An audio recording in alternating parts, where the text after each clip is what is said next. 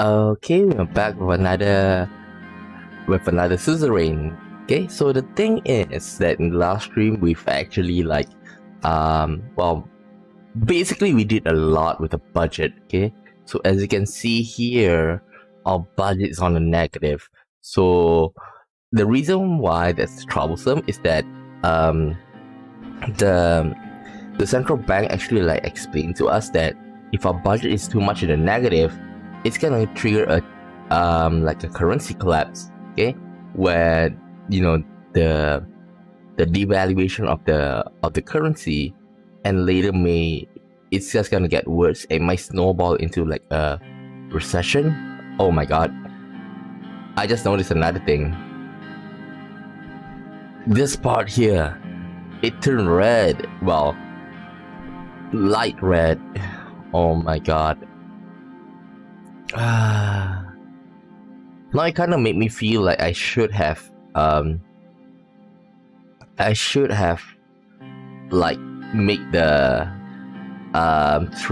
railway instead of the highway, because England really they are getting some benefits out of this, but still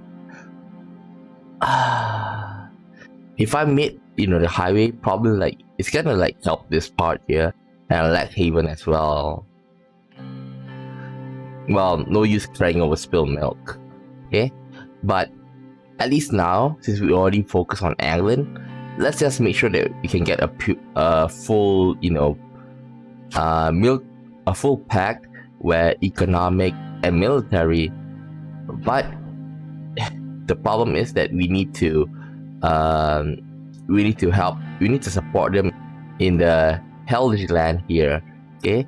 Because that way they're gonna support us, but the problem is we're gonna get the hatred of Vogsland, okay? Because as you can see here, we have a trade route passing through their borders, okay? So that's the problem. I wonder if he's going to if Vox is gonna stop this route here that passes through the Grey Strait. They might storm on us because Voxland is without doubt ahead of us. Well, let's think about it, okay? And by the way, before we end yesterday's stream, we talked to Gloria Tori. Let me see, where is she? We talked to Gloria Tori, okay? I thought that she was a bit unreasonable, okay? Certainly she does not agree with us, but she is a reasonable person, okay? And her, she brought up she can support us, but she wants our wife to stop. She wants our wife to stop. How should I say this? To stop giving a speech, okay? Let the a famous MP to take over, okay? The thing is, she at first I didn't agree with that, but Gloria made a point saying that you think that one speech will actually change the politicians out and have a change of heart. So that struck a chord with me. I feel yeah, that does ring true. So wife's not gonna be happy, but at least I think that she will we want to it's not saying that we don't care about the girls, because in yesterday run there's we visited a school and it seems like the girls are being unfairly treated, but we've already asked our minister of education to help draft a new education system reform. So with that, I hope that things will go better. Okay, so now let's head towards the next one. Meeting with Alvin Klein. So this one, Alvin Clavin is the leader of the reformist wing of our party. After a meeting with Gloria Tori and further discussion with the party, and my cabinet, it was time to talk to Albin Clavin to get the reformist wing to support my proposal. I also plan to finally present a more fleshed out proposal and a clear agenda to the party after our meeting. I walked to the left wing of the assembly and entered the quarters of USP. When I reached the meeting hall, I saw many of our members conversing inside. After taking a glimpse, I went back into the corridor to look for the office of Albin Clavin, which was around the back of the place. When I reached his room, I knocked on his door and entered. "Mr. President, welcome!" The whole room was surrounded by bookshelves packed with files and papers. It was a small office, with books and dossiers lying on every corner. It felt claustrophobic. While USP is like a nationalist party a bit, but since it's a big party, like this like both factions of it, left and right there. On this gesture, I took a seat.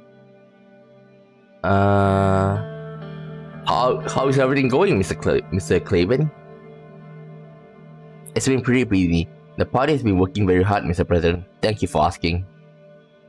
How is it going for you in the palace?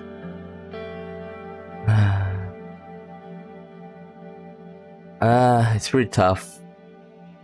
I can't imagine the work you're dealing with up there. I wanted to express my gratitude for passing the Workers' Right Act. It is one of my most comprehensive and successful political efforts. Workers' revolution will begin with small steps.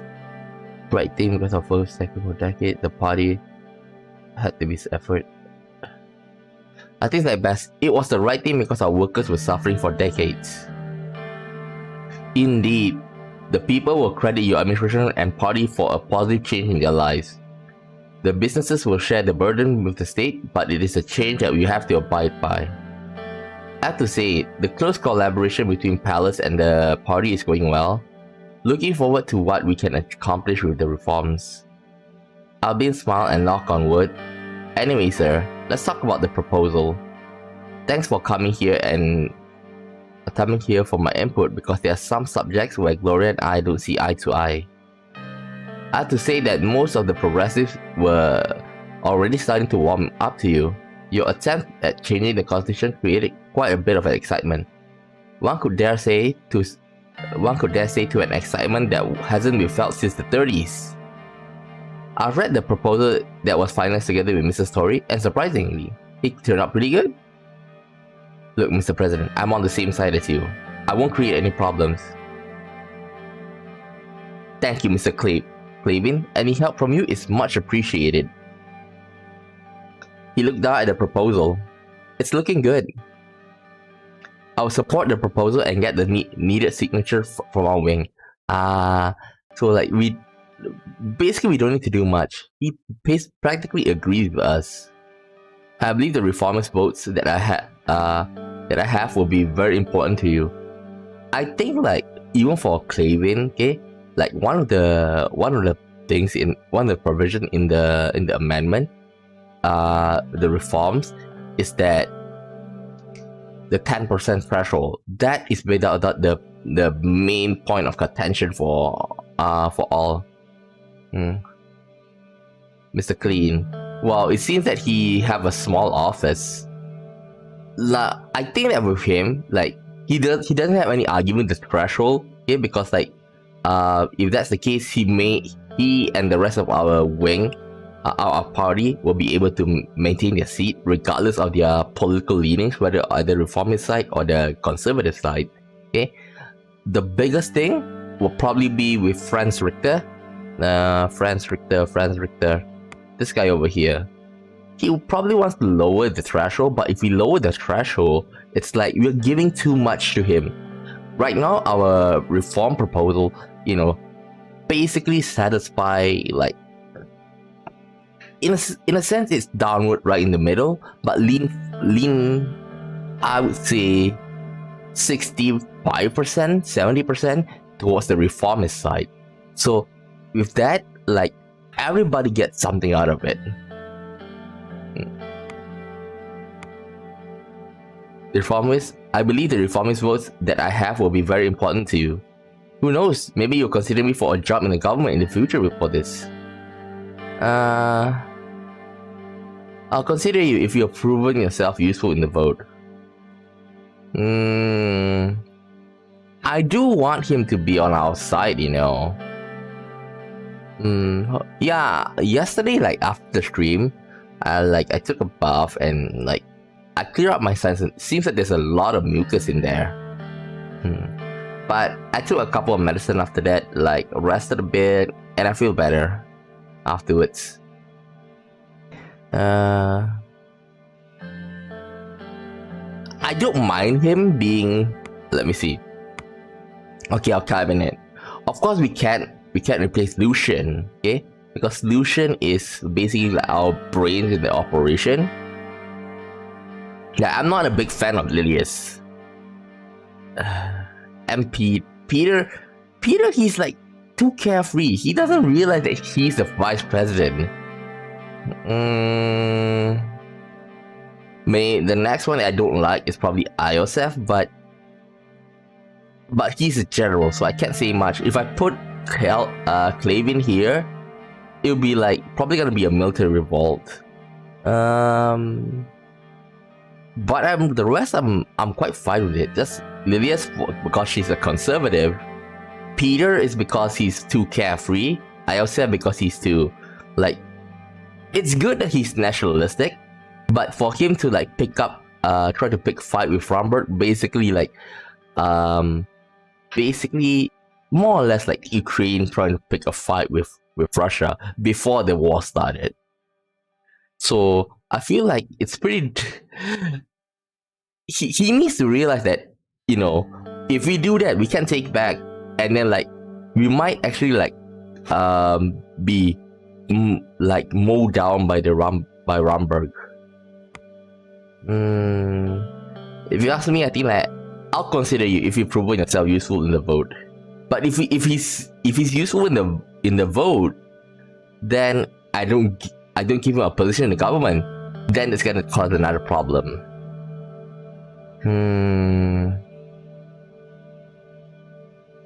Okay, I'll consider you. Because there's no other. If I just say I'll be expecting your votes, then I'll be a bit sad for Clavin. Okay, that's the. Consider. Oh, you know I will, Mr. President. I'll talk to my guys shortly.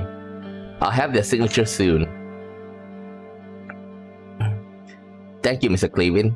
If I say this, like, we need to have trust in him. See you in the conference, Mr. President. I left his room and went back to the corridor. The meeting had exhausted me. What? He basically said yes. I went to the restaurant of the assembly to get to eat while conversing with the other members of our party. I saw Albin talking to his people in the distance. After a while, the preparation for the conference began, and I went back to the conference hall and prepared my notes for the speech I was going to make. It took time to get all the present members of the party inside the hall. Gloria Tori announced me from the stand. I walked to the stand as everybody in the room started clapping.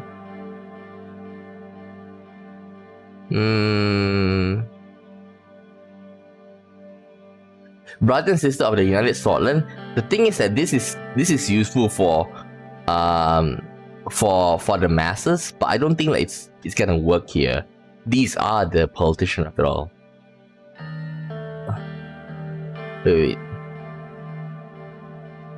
Wait, is this the... Okay, let me double check. Went back to the conference hall. It took time for the present members. How about Gus? He seems alright. But then again, I might need to remind him. Gus, he's the guy that, how should I say this? Basically, he is more or less with Simon Hall. Okay, they're both businessmen. Okay, but like they're business savvy. We need them so that we can improve the economy. Okay, and they both are somewhat in line. Okay, with our ideas. Though they might skew a bit to the capitalist side, but not too harsh. So like a fine line between us.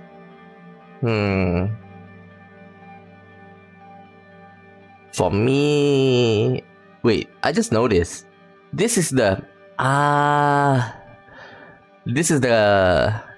we're not talking to a party, only a party. We're talking about, in the assembly here. Okay, if it's the assembly, if I go for this, it'll be like a bit too rude. I think dear members of the assembly is better. Like some, they don't view us as brothers and sisters, because like, they are some of them most probably have very good family backgrounds, like they don't understand that much. It is a bit hard, but like I roughly remember each and everyone's political leanings. Dear members of the assembly, I came here today to announce the agenda for the future of our country. Oh yeah, by the way, Gus was what early on in the game he proposed for us that to invest something. So that's why we have 0 wealth, okay? Because we left him to manage our portfolio. I started my speech with the reasons of the changes to the constitution. The people of Sordland have spoken. I think the people of Sordland have spoken. They blame our institution and our system and want change. Can you blame the people? Haven't we had enough with the flaws of our constitution? We must listen to their wishes and get their trust in Sordland back. Now, this will probably gain the hatred of the conservative wing, but even they yeah, we want our job, so even if we don't agree with it, we still need to support this. I paused and they started clapping and continued. Talk about democracy. Okay, I without agree with 1. I'll tell you why I don't agree with 2 and 3. Number 2, okay, talk about USP needs to survive this next election. If I talk about this, I'm gonna anger the rest, because in the party, we're not in the party, we're in the assembly right now. So basically, the assembly right now is maybe 55%, 60% our party, and 45% the others. Okay, so if I just say about USP, it's gonna anger the rest and target the old gods and the Supreme Court. If I outwardly declare this, then even those judges who how should I say this, lean to our side might take a step back. So I can't talk about that. So let's just talk about democracy. I brought attention to democracy and why we must write a more democratic constitution. I explained how our proposal will fix the issues. The left side of the hall where Albin sat started applauding. Later, I explained the contents of the new constitution and asked for their full support for the proposal. Okay, we asked them for their votes. Okay, don't order, don't threaten them. I asked for each and every member's vote to make a change together. The reformers wing on the left side stood up and started clapping loudly after Albin Clavin made a sign. Wait, just our reformers wing of our party? What about Franz Richter? Soon after, most of the party members stood up and joined in. I saluted everybody in the room and one last time and bid them farewell before leaving the stand. I walked outside the assembly and back into the palace. How about Franz Richter? Oh, well, give me a second. President meets the USP. Met with party members in meeting of Grand National Assembly in Sordland. Used the meeting to give a speech to the party and announce the content of the first draft of the new constitution. The details of the meeting were not made public, nor what the draft contained. Anything? Any news? Any reports? Guess not. Oh well. At least we are relatively safe water with selecting people, given that our government has a reformist majority. Yeah, but I also like that one is like the support of the assembly, whether they agree with our draft or not.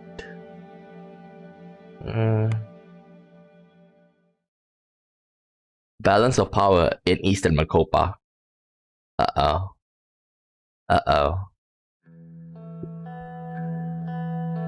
Let me guess, the two sides, the capitalist Acacia and the communists of United Contana. Oh my god, it's getting redder. Dang. Intel.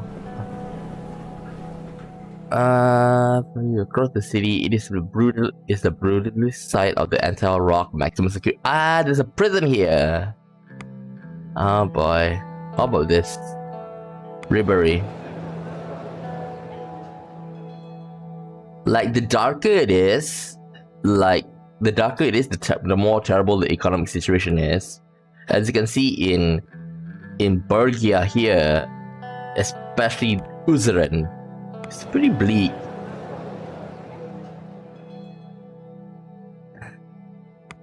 Oh my god. Okay, let's check the news. Archaic state of Sordland conscription laws. Conscriptions! Dear reader, I ask you this, what year are we in? 1880s? 1920s? The matter I'm writing about is, of course, mandatory military service again. In times where there are no active wars, why do we still need to have these archaic conscription laws?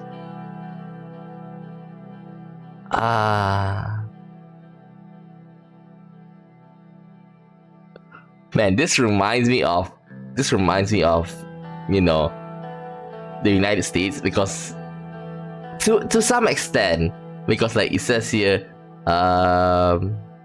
it also works out for large defense corporations. Oh boy.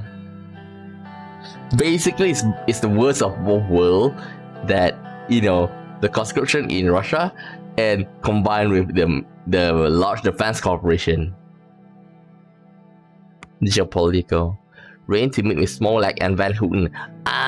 We're gonna meet with you know, international diplomacy now.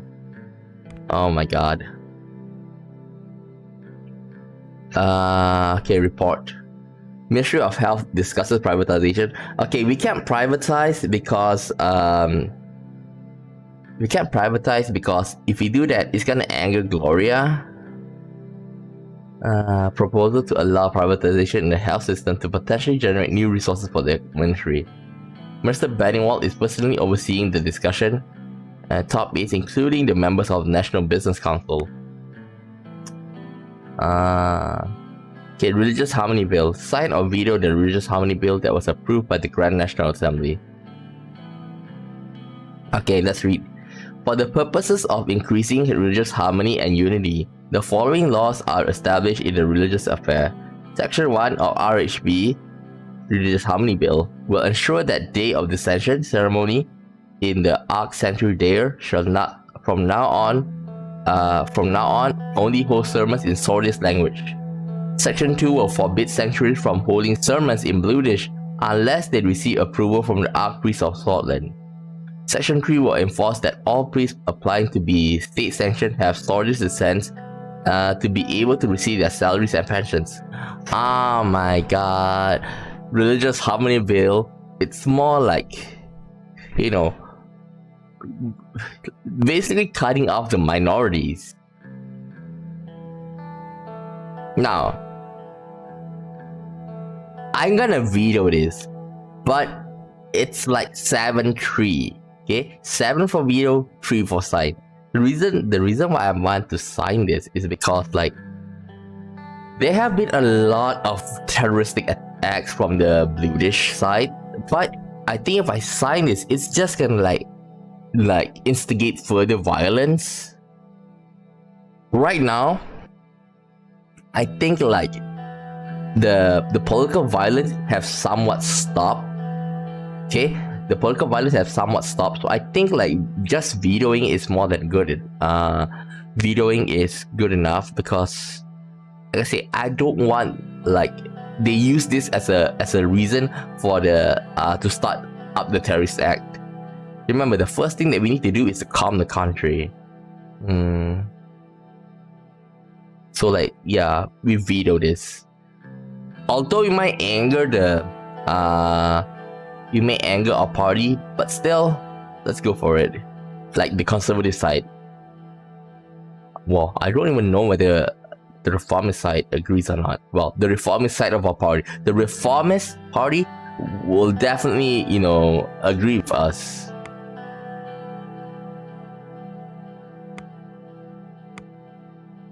Protect religious freedoms. Recently vetoed the outrageous religious harmony bill. The bill was aiming to limit the freedoms of British people in Sordland. The MP to propose this bill was called Quesado Cabinet, the leader of the NFE himself. One funny thing is that the name is a Religious Harmony Bill. It doesn't do that, it does the opposite. Mr. Cabinet has never stopped his attacks on British people, and we are sure that he will continue his racist onslaught and his attempts to further divide the country. Which was a decision to veto his discriminatory bill, which was a clear attack on religious and personal freedom, will be welcomed by the Blues and Swords alike. Hopefully that the Swords understand this. Let's just check. Okay, there's no reports. Let's go. A call from Gus Manger. Gus, I was sipping my first cup of coffee of the day when the phone lit up and rang. I swore under my breath. I thought my schedule was clear for at least half an hour. I picked up the phone. Mr. President, how are you doing on this fine day, if I may ask? Fine as well. You? I'm good because business in Sordland is running as usual from my end. Thanks for asking. I'm calling you because I received a call from CEO Armandine Industry, Aaron Bridges, about the recent initial public offering on the Ventry City Stock Exchange. As you might have guessed, it's about our little venture investment, 1,000 shares worth nearly R1 million. I'm very pleased to say that we have made gains.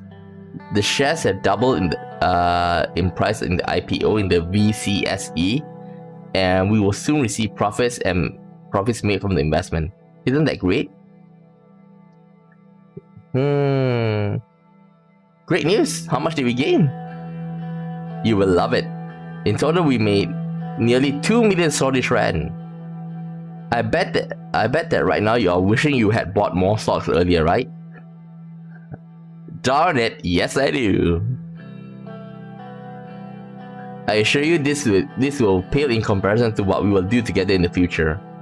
The money will be transferred to your personal bank account shortly. Very well, talk to you later. Keep me up to date with other opportunities. Maybe we just say, this is the beginning of a good partnership. Keep it up.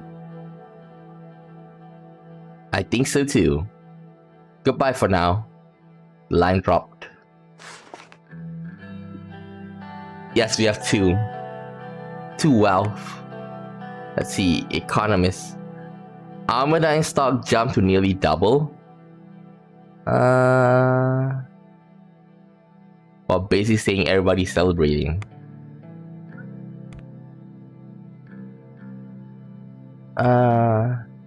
Gentleman Club. Okay, let's go for this one here first. Peter's place. Far from being accustomed to my workload as president, I only felt more and more snowed under as the week passed. It had been ages since I had any time to myself. I was starting to lose focus, and my temper was growing increasingly thin. Peter was the first to realize I needed a break. After much cajoling, he finally persuaded me to come to a meeting of his new venture, Gentleman's Club. For the past few months, he's been hosting a salon of sorts, not just for politicians and businessmen, but also for artists, entertainers, people of taste, he told me with a smile on his face. There was one rule: no wives or girlfriends allowed, hence the name. Basically, a frat party. And so I found myself in front of his new luxury villa in Ellery. The people are going through such a terrible time and you are enjoying yourself? Dude, you're the vice president! Very loud jazz music emanated from inside. I waited and waited. Finally, Peter opened the door. I could smell the whiskey on his breath. Anton, finally! Now the real party can start. Come on in. As I entered, Peter closed the door and turned to the small crowd. Gentlemen, a minute of your time, please. I now have the privilege to present to you the man himself, the fourth president of Sordland, Mr. Anton Rayne.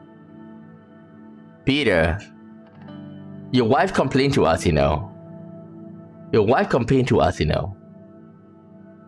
Oh my god. And now I can see why the wife is pissed. I know him for long enough to understand that he was more than a little drunk. He made an elaborate mock courtesy as I passed him and walked into the room. The music stopped and I felt everyone's eyes on me. Thank you, Peter. What's next? A choir marching band?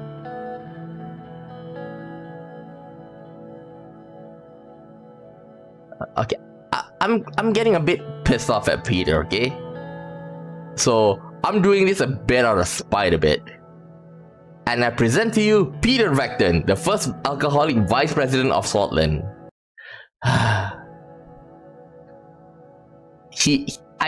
This is like, hey, it's not like to belittle him. It's like, hey, watch out, okay? Like, contain yourself. My joke didn't sit well with Peter, nor the crowd. There was a short, awkward silence before he continued. Dear members, please give a warm welcome to our very special guest. If I may, Anton, here, take this. The crowd doesn't like it and he doesn't like it. But the thing is, dude, your wife. He handed me a glass of whiskey and put his hand on my shoulder. We all know why we gathered here tonight, to celebrate life. We have a brief escape. Brief escape? You've been absent from most of the meetings. Have you realized that he's barely in a meeting? Lucian was there like most of the time. Well, there is saying that he's trying to like manage diplomatic ties with our neighboring countries. I personally don't know any better cure for stress than a little drink. Only a little one? I'll drink to that. Only a little one? A few people in the crowd chuckled and some raised their glasses. Now, the tradition dictates that as the club president, I have to remind you of our house rules. There are 3. No politics, no wives, no one sober. Cheers. Yeah, this is basically what Boris Johnson did, more or less. Instead of like during COVID lockdowns, it is like under basically it's under a recession. Peter drank the whiskey in his glass in one go. Sip your whiskey. Slowly. Yeah, and even some in our own party member, I assume, will be livid with this.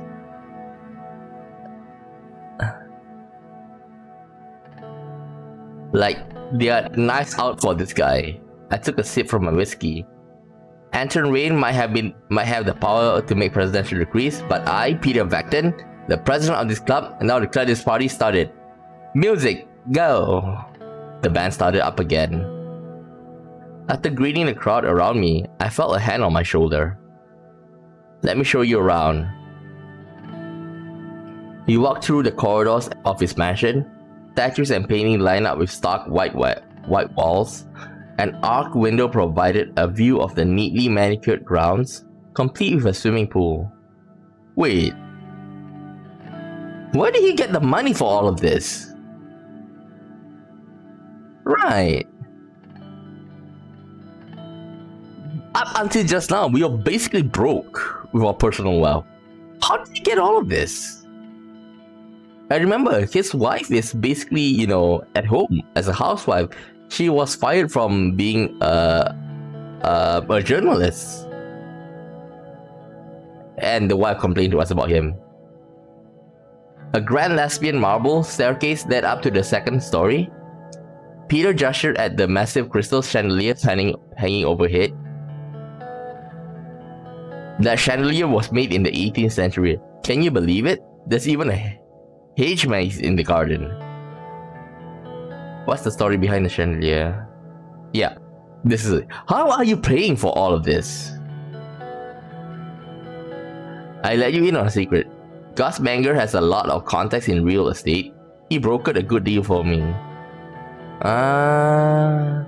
He'll also be here tonight. I can introduce you if you like.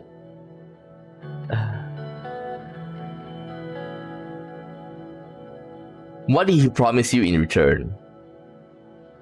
I'm only having a deal with him. Only my money. We continue walking until we circle back to where we started. So what do you think of my little hideaway?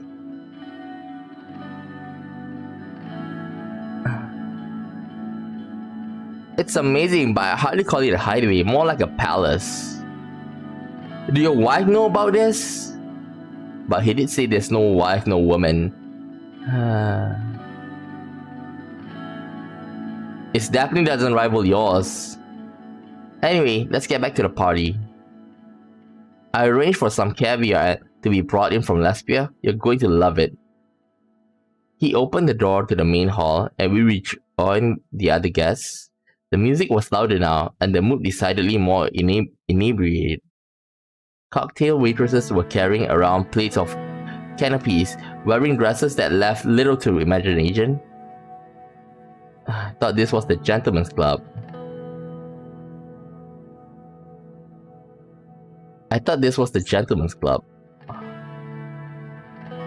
Would you rather be served by wrinkly old man? Sweetheart, over here. No wonder your wife complained to us. No wonder. He waved at one of the waitresses and she came over to us.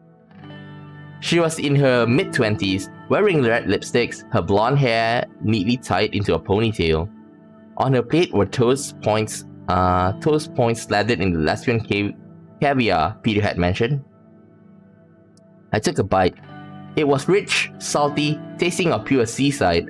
I could almost hear the sound of the wave and seagulls. Lesbian caviar, best in the world. I'm telling you, Anton, there are few pleasures in life that are this. As the waitress left us to serve another attendee, she flashed a quick smile at Peter over her shoulder. He smiled back a little too broadly. Sensual. His eyes were still fixed on her, with an expression I remember from our many nights out together as students. Oh look, that's Gus. Why don't you talk to him? I'll be back shortly.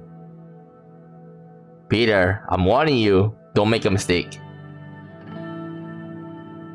Mistake? What are you talking about? I'm just going to the washroom. I'll be back before you know it. He left the room and I headed over to Gus. Gus Banger was standing next to a couple of men that I recognized as banking industry magnates. As I approached, all of them turned to me and bowed their heads. Mr. President, a toast to our new member. Everyone? Gus and I clinked our glasses as the people around us raised theirs.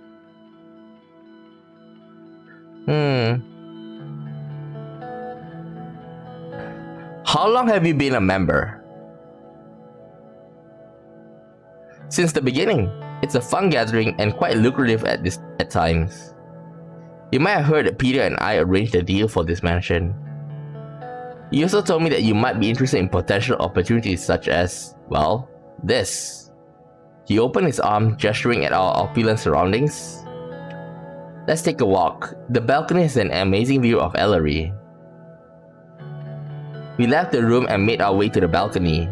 On the way, he took out 2 cigars and held one out for me. I don't want us to be indulged, but I don't want to be. I just hope that we can say we refuse the cigar and still be cordial to him. I turned the cigar down. Gus lit up his own and started smoking. We went out to the balcony. All of Ellery was at our feet. From this vantage point, I was able to see how expansive the building plot was. The swimming pool, the hedge maze were visible from here. Leaning over the railing, I admired the view for a moment before Gus spoke up. I know you're wondering about the deal Peter made. In a nutshell, thanks to my network, he was able to procure this house for half the asking price, which would have been impossible under any circumstances. What's the catch?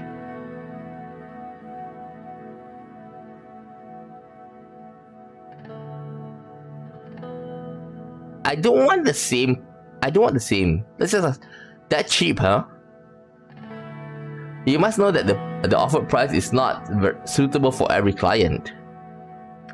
I would have been delighted to work with you, but unfortunately a deal won't be possible at this time.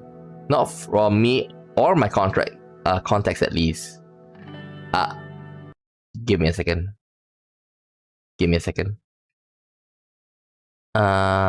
Put user in timeout. Hide user. Port. Okay. Hide user. Okay, there's spam here just now. I think this may be if I am more business friendly. Okay, let's say for example with Walter Tusk, the guy who tried to offer us bribe, maybe we would have opened up some possibilities here. Why is that? There have been some issues with my business. Mr. Rayne, nothing life or death, but the hard work I put on the cancelled railway took up so much of my time that I had to postpone some projects. I'm sure you understand. So in other words, it's either the highway or the railway. Oh boy. Think of it as an investment. I have already made my investment. Unfortunately, I have yet to see a return. He downed his whiskey. If you excuse me now, I'll go refresh my drink. See you around. God, he doesn't like us. He left to rejoin the party. Alone on the balcony, I look out over Ellery. Suddenly, I heard a rustling from the hedge maze below. Now, one thing I would like to say is that choosing the highway is not bad as well. If I did that, most probably the economy is gonna look a bit better. But I'm thinking of it as in the long run, where I can make a pact with Eglin so that we can actually be safe from Rumberg.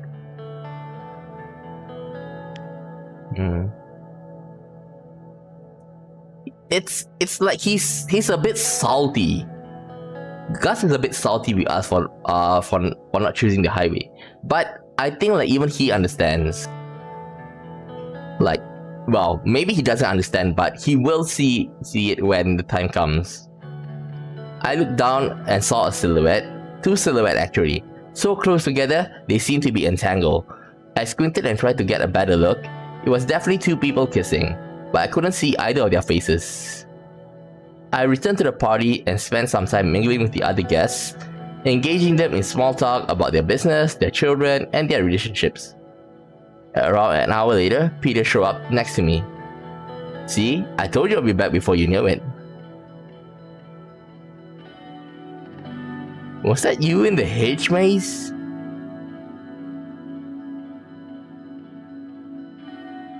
What are you talking about? I told you, I went to the washroom for an hour.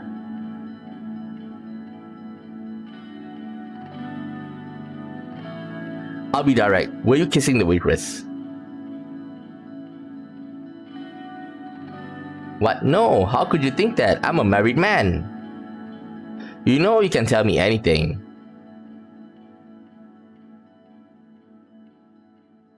Hey, you can have her if you want her. Anyway, want a drink? Because I do. Peter, your wife. Oh my god. He put us 2 large glasses of whiskey and we drank them in one go. Throughout the party, we drank and drank, just like old times. I don't mind if we drank and drank, just like old times. But, Peter, you're gonna make a big mistake. I woke up the next day with a pounding headache and more than a few regrets. My memories of the evening were hazy, but there was one important detail that kept coming back. The red lipstick on Peter's collar. Oh god. But maybe my memory was playing tricks on me.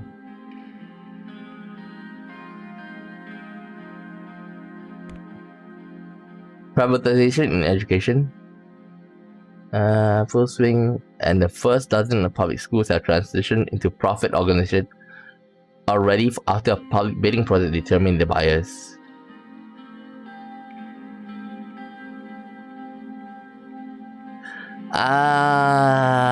Okay, a small part of the schools will be privatized. I hope that this will increase our budget.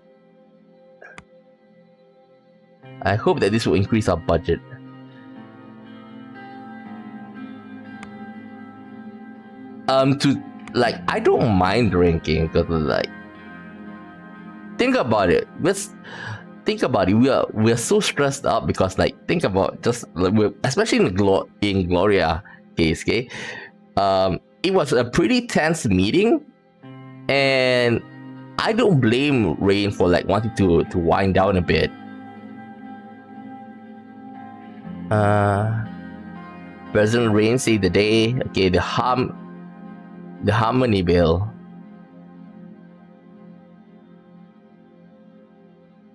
The bill says the word harmony in it, however, don't be fooled by the name. The proposal prepared by Kesaro Kepner took a stab at the heart of British populace by banning British language from being spoken at religious assembly.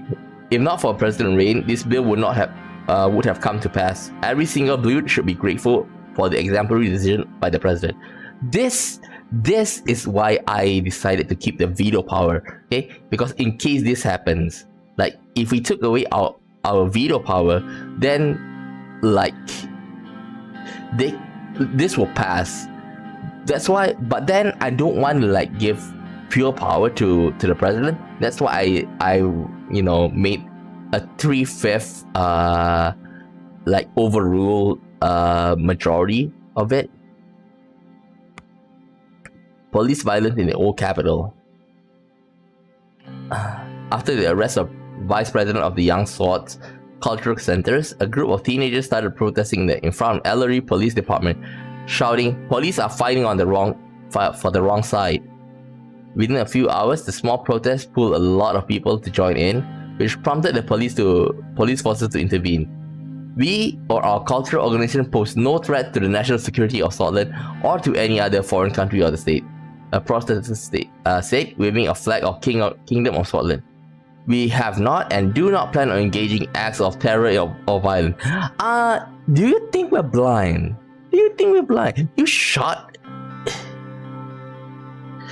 They basically mow down, people in public, okay? Mostly on the communist side. But the thing is, you still mow them down. Yes, but like to wind down a bit, it's not like it's like the easy to say is that there's too many things, like a day to get rested a bit, but I do feel that they go a bit too far. But if it's just a day, I understand why. Also, post connection to swords. Chief Police Carl Geisner reported young sword sympathizers as well as several all members of the terrorist organization are currently working for the newspaper Whole Sword Post. Investigation underway. HSU fires investigation suspended. A lack of evidence from the investigation into the fire that occurred in Hosort State University archive has caused the case to be suspended until further notice from the police and SID. The cordon has been lifted. I feel like if we give more to if you have a budget for let's see, for Mia Mogna, okay, for anti-corruption, maybe we'll do better.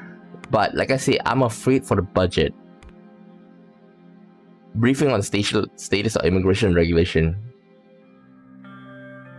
We were in the middle of meeting in the palace about our immigration policy. The ensuing discussion quickly became heated. I don't think so, Mr. Whiskey. It just doesn't make any sense that a foreign citizen should come before a Swordist citizen in Sordland. Well said. My analysis is also in line with this, especially during economic recession. We are giving Swordist jobs to migrants or from other countries. What about our own people? Immigrants are the reason our economy is not completely unsalvageable. Look at Agnolian immigrants in England. They have revitalized the whole region in turn, boosted the economy of the entire country. Simon can attest to that. Statistically speaking, allowing immigrants to become part of the workforce contributes to our economy, but I agree that the current situation is very nuanced. With that said, we can't just tighten our immigration policy and expect the economy to stay the same. We need to put our economy and the recession at the forefront. Gentlemen, can we please get back to the topic?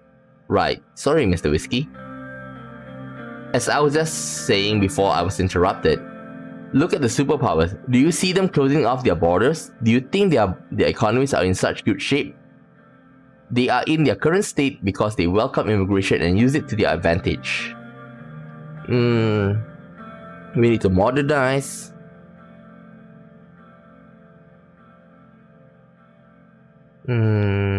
I think we need to consider the economic impact of immigration. Our money flow should be our utmost concern if we want to have a capability to accomplish actual change. We need a decision, but before we move on, Mr. President, do you have any question about the current state of immigration? What is the current legal status of immigrants? Currently, all accepted immigrants are given a work permit and on arrival, so that they can work and contribute to the economy of Sordland. There is currently no limit on the number of immigrants accepted. However, the number has remained stable over the past years. Despite the laws, the fact is many immigrants illegally work here for a corporation. This is the main issue of immigration right now, not the immigration itself. Nonsense. If not for the unlimited amount of immigration, we would not be in this state. How many immigrants live in Sordland? Official number shows that there are between 2 to 3 million immigrants residing in Sordland. Even excluding the countless undocumented aliens in our midst, that is a very substantial amount. The primary issue is the strife they cause between less fortunate Swordist citizens and themselves. Including them in the workforce would benefit everybody, including unemployed Swords. More taxes means more services. How do immigrants usually arrive? There are 3 major paths they choose. The first one is the Anglan to Agnolia border, the second is Bergia to Wackland border, and the third is Lauren Coast. Agnolian are the largest group. It's a light border over there. Although recently, political fugitives from Vauxhall have been crossing the Grey Sea by boat to land on our coast. Politically prosecuted Waxat refugees tend to use the dangerous mountain passes at the Wackland border. Many of them also have British blood. Okay, let's move on and see what we can do. Very well. David Whiskey opened his dossier stamped with the seal of Ministry of Foreign Affairs and Trade. Before we make any decisions, I have to remind you. During the election, we promised to keep our immigration laws relaxed, which I think is the right course of action. I disagree. We are supposed to control and reduce the negative effects of immigration, like crime and subversion. I see your point, IOSF. But the economy certainly benefits from more immigration. Internal order, on the other hand, suffers immensely. We should tighten the laws to prevent further chaos. David sighed wearily. This is going nowhere. If we decide to tighten immigration, what does that entail? We would have to impose quotas and, connected to that, stricter border control, on top of allowing our economy to take a hit. Mr. Hall, surely the well-being of citizens and internal security will more than compensate any downturn in the markets.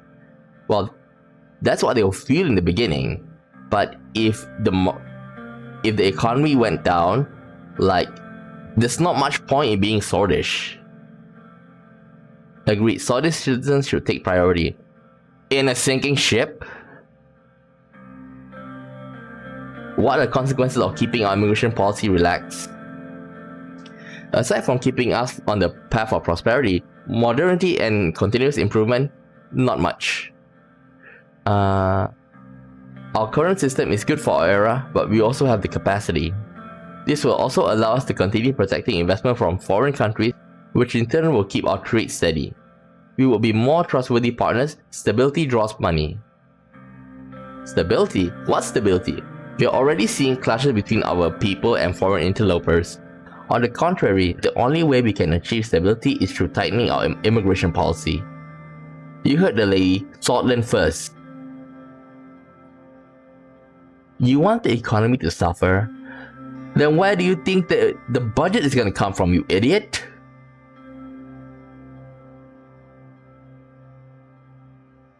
I'm ready to make a decision, yes? Lean forward, eager to hear.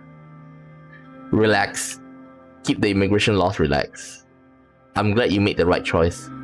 You'll be forced to handle new waves of immigrants from Agnolia. Our border posts aren't ready. I wish we can make more, like they say, about the illegal workforce in the country. If we can tackle that that way, we can subvert the problem itself. Not only that, we just abandon the native swords who need our support the most. Also, this will bring a new type of refugee from Wackland. Bergia is already a difficult region to manage. This is shameful. We are not leaving Sordland unprotected is a logical decision.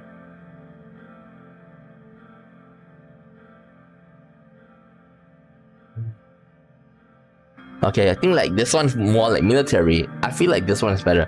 Our citizens of Sordland aren't forgotten. Our work for them continues. And now they will compete with foreign immigrants just to put food on the tables. I'm disappointed in you, Rayne. Anything else, Mr. President? Let's end the discussion and get to work. There are changes to be made. Even though this sounds good, but it's very hostile towards the conservatives. Okay, it's better just go for number one. Thank you for your contribution. Let's wrap this up.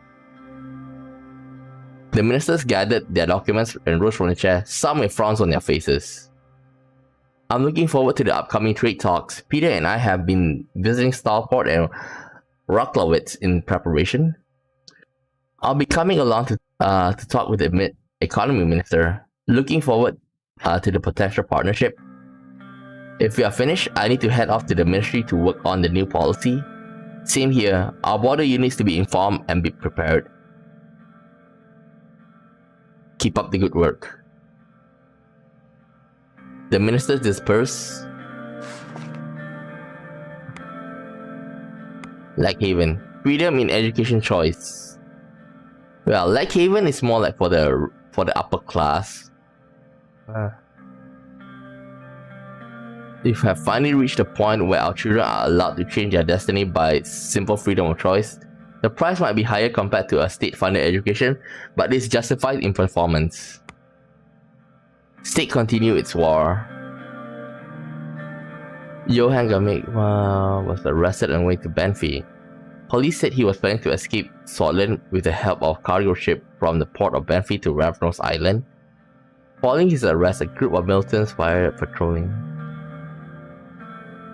I thought like the radical is actually on the side of the Red Youth. The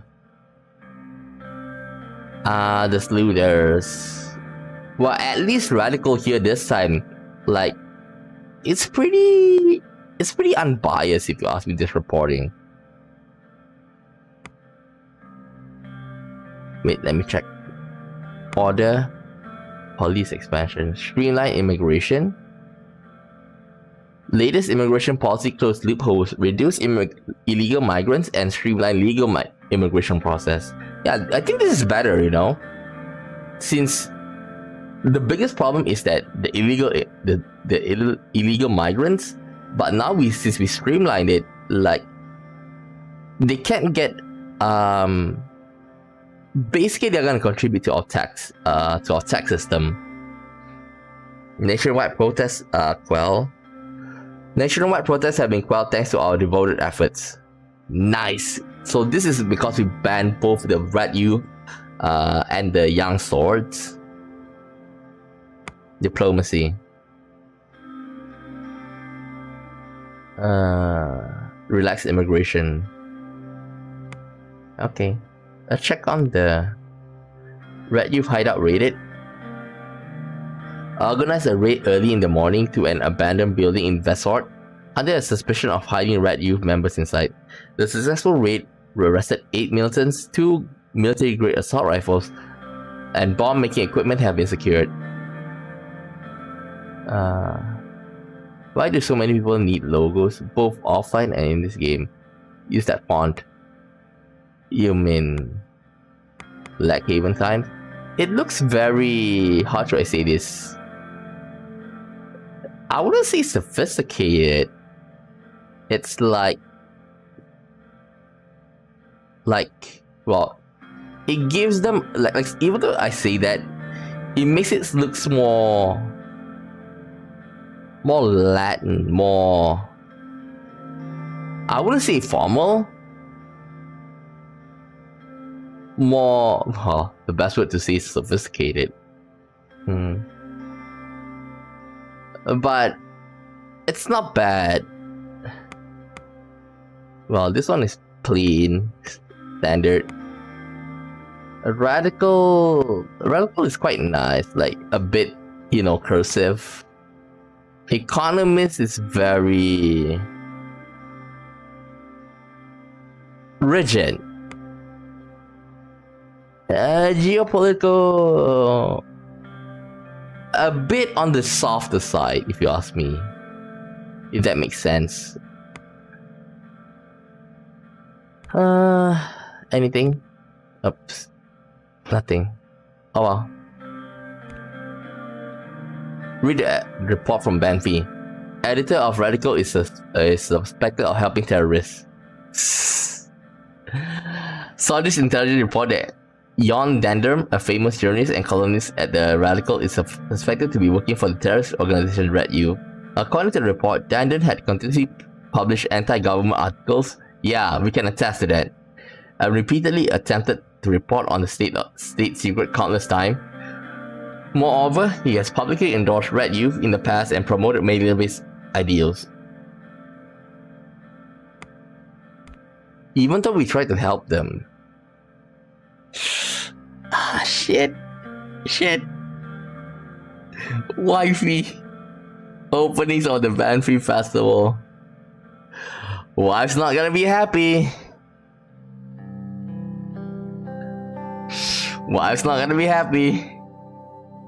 Our motorcade slowly made its way toward the magnificent Banfi High Art Center. Night was falling, and the festival was about to begin. I flipped through the brochure that had been given to us at the hotel. On the front page, there was the face of Curtin Les, the mayor of Enrica. He was a Banffy native who had long-standing relationship with the city's current mayor and had been personally invited to make tonight's opening speech. The Banffy Festival was one of the biggest events of the years. It originally marked the start of the annual religious pilgrimage, a weeks-long journey still undertaken by devout Nuris, but today it was better known as the cultural celebration that drew thousands of revelers to the city.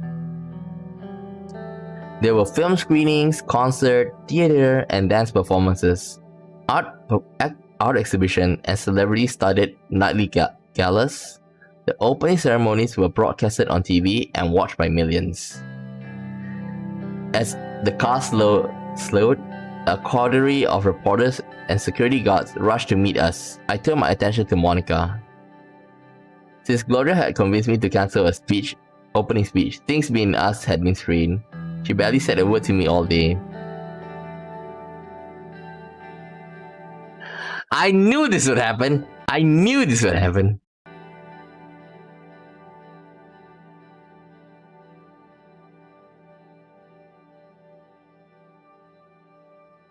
Never ask if she's angry. Never say nothing. Will you ever forgive me? I told you my reasons. I know, and I understand. It's just going to take me some time. You clearly did not want to pursue this topic any further. As soon as Sergei opened the door, we were enveloped by the roar of the crowd. The next few minutes were a blur of handshakes, photos, and reporters' questions. The onlookers cheered as we walked to the red carpet to the newly built art center. We followed the guards through the cavernous white halls until we came to a set of arched doors leading to the auditorium. We waited outside as security did a quick sweep of the area, then headed in. I had been asked to make a quick set of remarks introducing curtainless. I beckoned Monica to join me on the podium. I'm going to find my seat. Monica brushed past me, took her seat in the front row, and crossed her arms. I walked alone to the podium. I spoke for just a minute, reading a paragraph of my speechwriter had churned out about the importance of the festival and Banffy to Sordland. I concluded by inviting Curtainless, the mayor of Enrica, to the podium, and I stepped down and joined Monica in the front row. Her arms were still folded. Welcome to the first day of Banffy Festival. He paused for a moment to let the crowd cheer, and his eyes briefly met mine. Nod. Like, look away. Like, we did our best. We did our best, you know. We even sacrificed, you know, Monica's, you know, approval. Like, looking away now, it's like we're not gonna get both. This is a night for the people of Banffy. Indeed, for the people of Sordland, to put aside the differences and come together in celebration. Yet, as we unite for the festivities, we must remember the real reason we are gathered here. The crowd fell silent. The people were giving their full attention to what he had to say. This festival was founded around the principles of our cherished religion, Nuriti. Yet, over the years, it has been severed from its sacred roots and become something else, something more perverse. An excuse for public drunkenness and grotesque display of the flesh.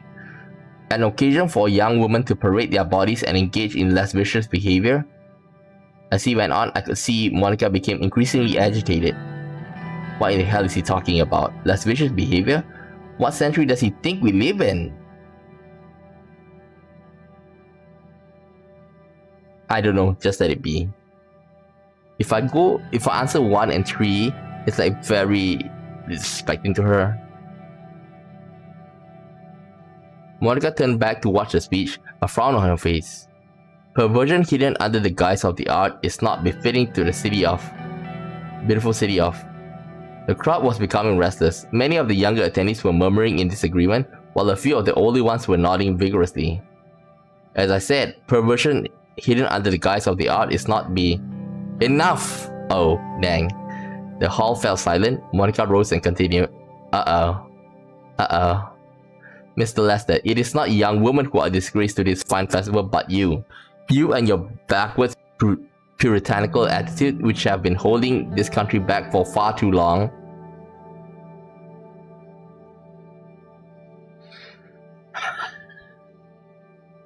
Let's watch.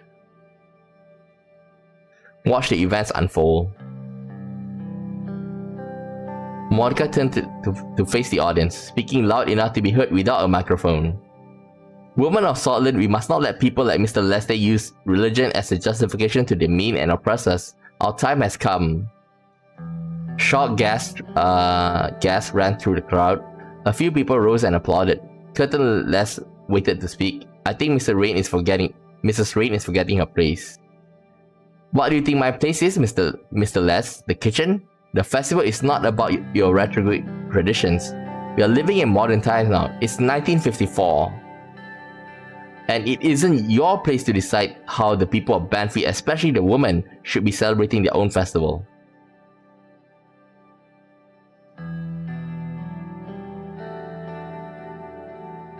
Actually, if I wanted to like say, Monica, that's enough, let me take it from here. But then like that also be kind of disrespecting. Like if I stop her now, we might get divorced. Like, so just do nothing first. Keep watching in silence. Like, I wish that there's a choice like for us to support her. I look at the podium to see Curtin Last's piercing gaze on me. There will surely be a price to pay for this. Mr. President, could you please control your wife before she embarrasses herself any further?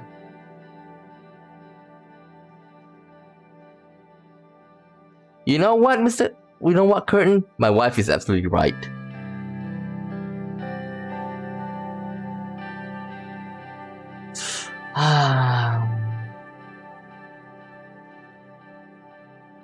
Damn, this is hard. This is hard. You can see like the doors of your future being closed right in front of you. If you close one door, like another one opens. So like if I shut down Monica now, like without a doubt we are gonna enter it's good for the politics, okay? Which means that we can control our power and therefore enact more changes. But it's gonna lead to a terrible it's gonna be terrible for our family, and she might even ask for a divorce. God dang.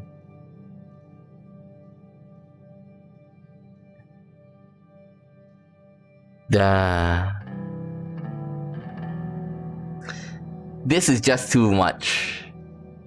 We've been over this. Now it's not the time. Sit down, please.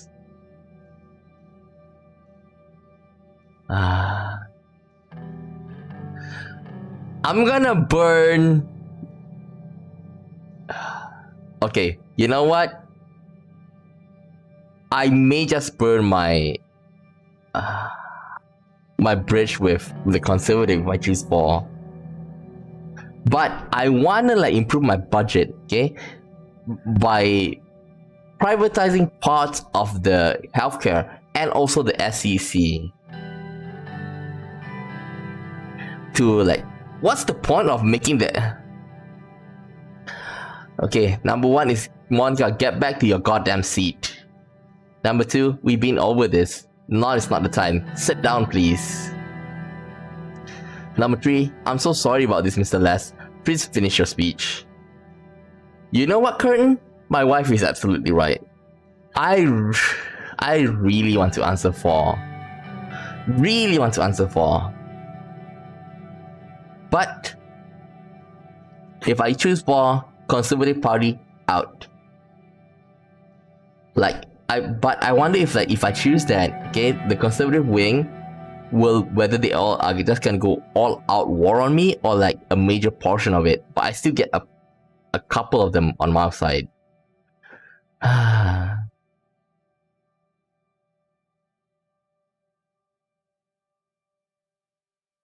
So without it's either 2 or 4.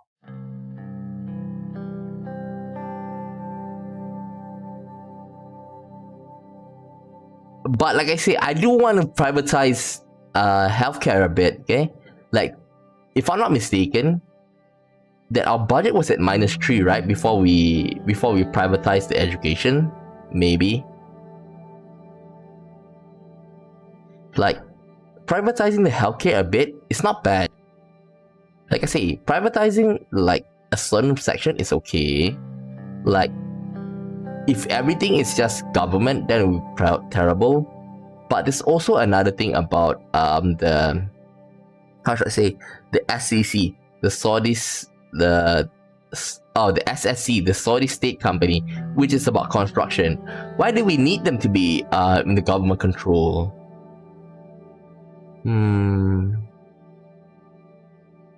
Oh boy. Well, at least if I become, you know, at least if I go up against them, maybe the conservative wing, I can, you know, improve my budget better. I'm gonna hate this.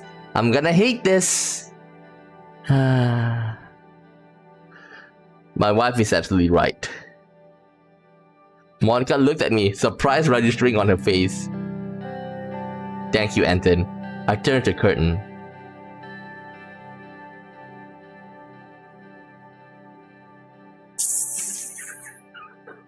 But we will take a consult at a later time. Please finish your speech. This is like, oh my god. Like, oh shit. If I answer this, then later we're like, what's the point did you need just now?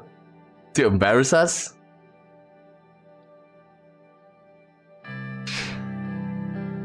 Your task was to give an opening speech, not a moral lecture.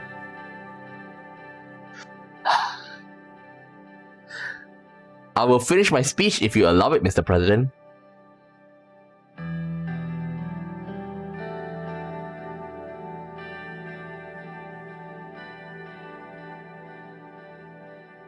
Go on, or that's up to the people of Banfi, isn't it? Oh my god.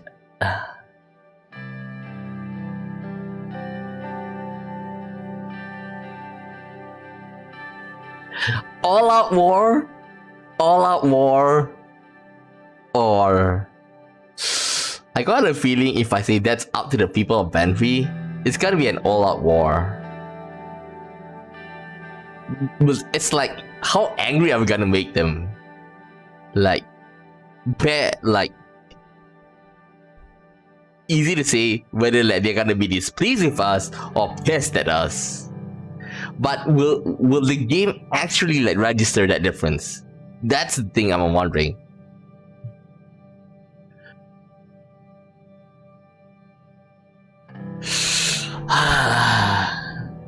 That's up to the people of Banfi, isn't it? It's what I really want to say.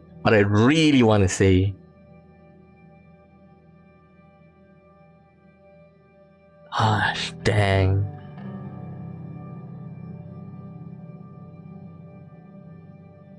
But I feel like we already gained the hate of the people here. I mean the conservative side. Let's just burn it to the ground. That's up to the people of Banfi, isn't it? I turned around to look at the crowd. The people immediately started booing Curtin. He ignored them and continued his speech. Banfi has always been a beacon of culture, tradition, and religion. Many battles have been fought over this precious city.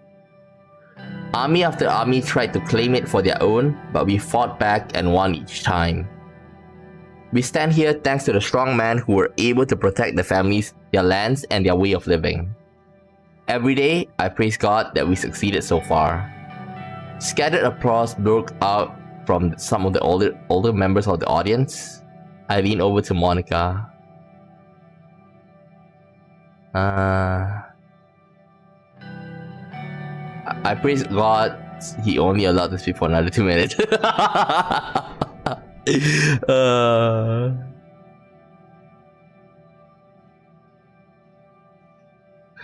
He sounds more like a priest than a politician. It sounds more like a priest than politician. This is what I would really want to say, but like, this one will probably make her giggle. This one will just make her, like, you know, get angry at Curtin. Let's just like make her laugh as well. Stifle a short laugh. Yet the traditions that form the very basic of us, very fabric of our society are being tested even as I speak. He looked pointedly at Monica. We must stay true to our values so that Sordland can prevail, so that Banffy can prevail. With these at the forefront, I am convinced that Sordland will continue to be the greatest nation in the world. I invite every single one of you to celebrate our roots and our traditions at this holy Banffy festival. I hereby declare the festival open. Praise God, praise Sordland, praise Banffy. Amokna Westcor, Victon Sisda. Most of the people in the hall finished the decades-old saying, including me. Monica's lips moved, but she didn't say the words out loud. He exited the stage as the band struck up the official festival anthem. I spent the rest of the evening alternatively watching the festivities and conversing with local politicians. By the time we get back to the hotel, I was exhausted. But thanks to the festivities still raging outside and the sound of Monica tossing and turning beside me, I couldn't sleep at all. Like, she's not happy? Macklin deploying special forces to Vernon. Smollett denounced that the city of Vernon has been put under curfew. Oh my god. The Wexac army has deployed specially trained military forces in the combat of the militant organization of BFF. Even they want to deal with the BFF. I was expecting some kind of snooze to happen. Like, at least, like, say something to us. Protests and looting. Protests and occasional looting continues in the region of Nargis. The police report that violence has been minimized and the situation is mostly under control outside the big cities. Estop police force reported that several militants have been hiding among the protesters and are being watched closely. Okay, what's happened here? Suzerain, refugees of Vernon. Wazet City, Vernon shows that there are about 1,000 people running away from Wazet military forces towards the Swordish border. Vernon. This is Vernon. Are they trying to push the BFF into our country? Oh my god.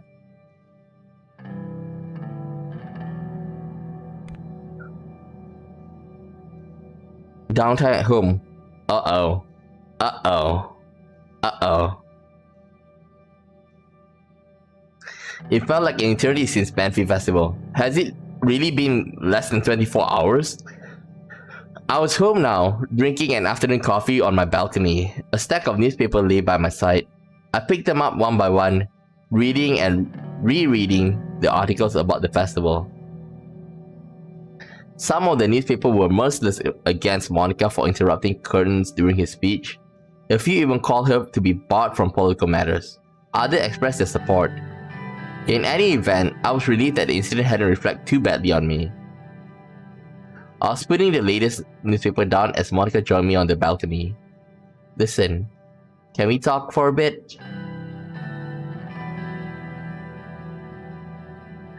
Of course, what is it? Monica sat and picked up the nearest newspaper. She pointed to a particularly insulting headline on the front page. I never in a million years would have wished for this, Hanson. I just want to thank you for supporting me and apologize for creating such a spectacle. You were right. Gloria was right. I made myself look like an idiot and damaged the very cause I was fighting for. Her eyes were getting moist. A single tear fell onto the newsprint.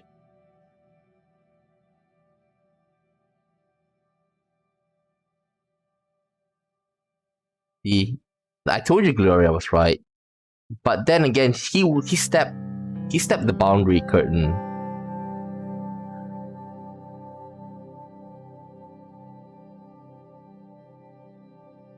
It's either 1 or 3.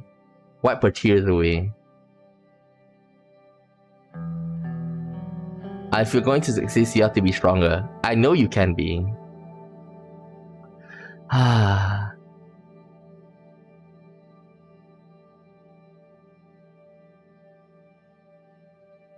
Like, I feel like she just needs comfort for now.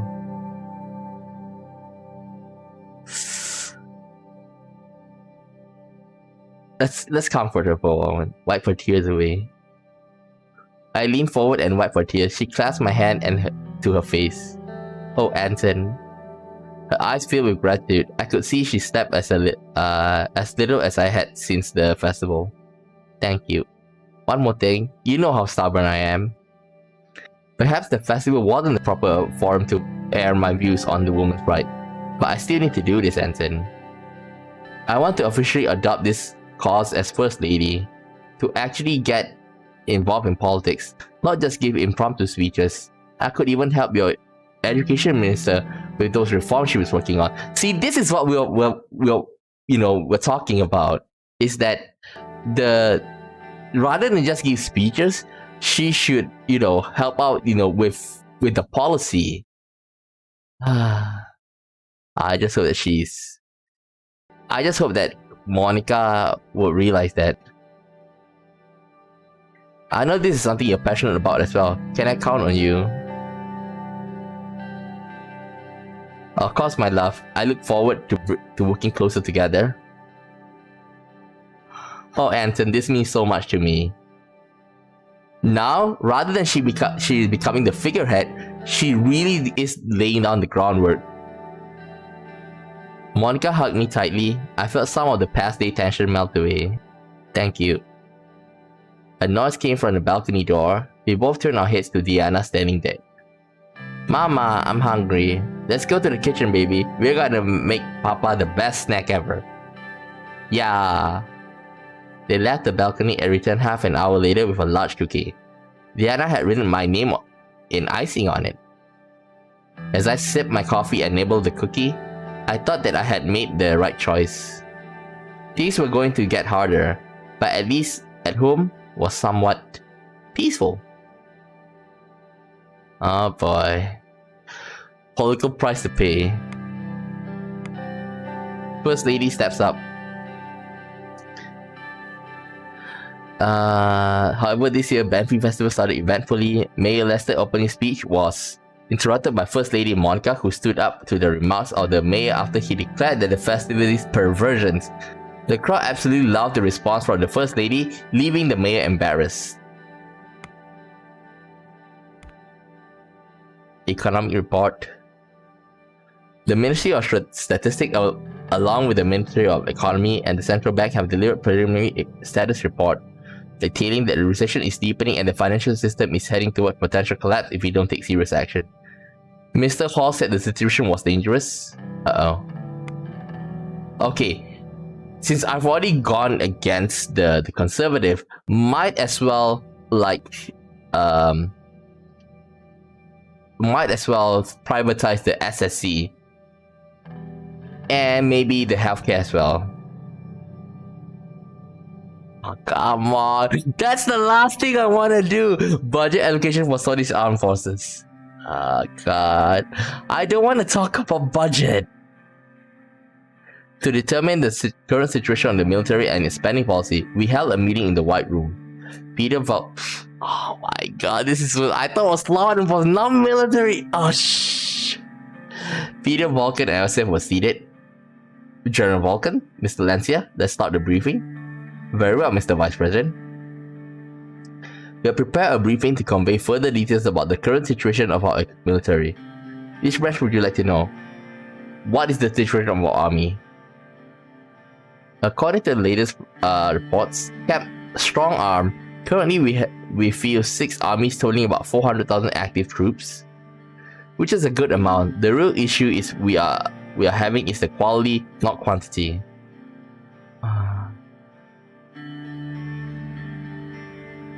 What is the current equipment status? Our army is quite outdated by today's military standard. Most of our equipment are 2 decades old. To make up for modern military equipment, we resort to a large number of soldiers, which is not really a long-term solution.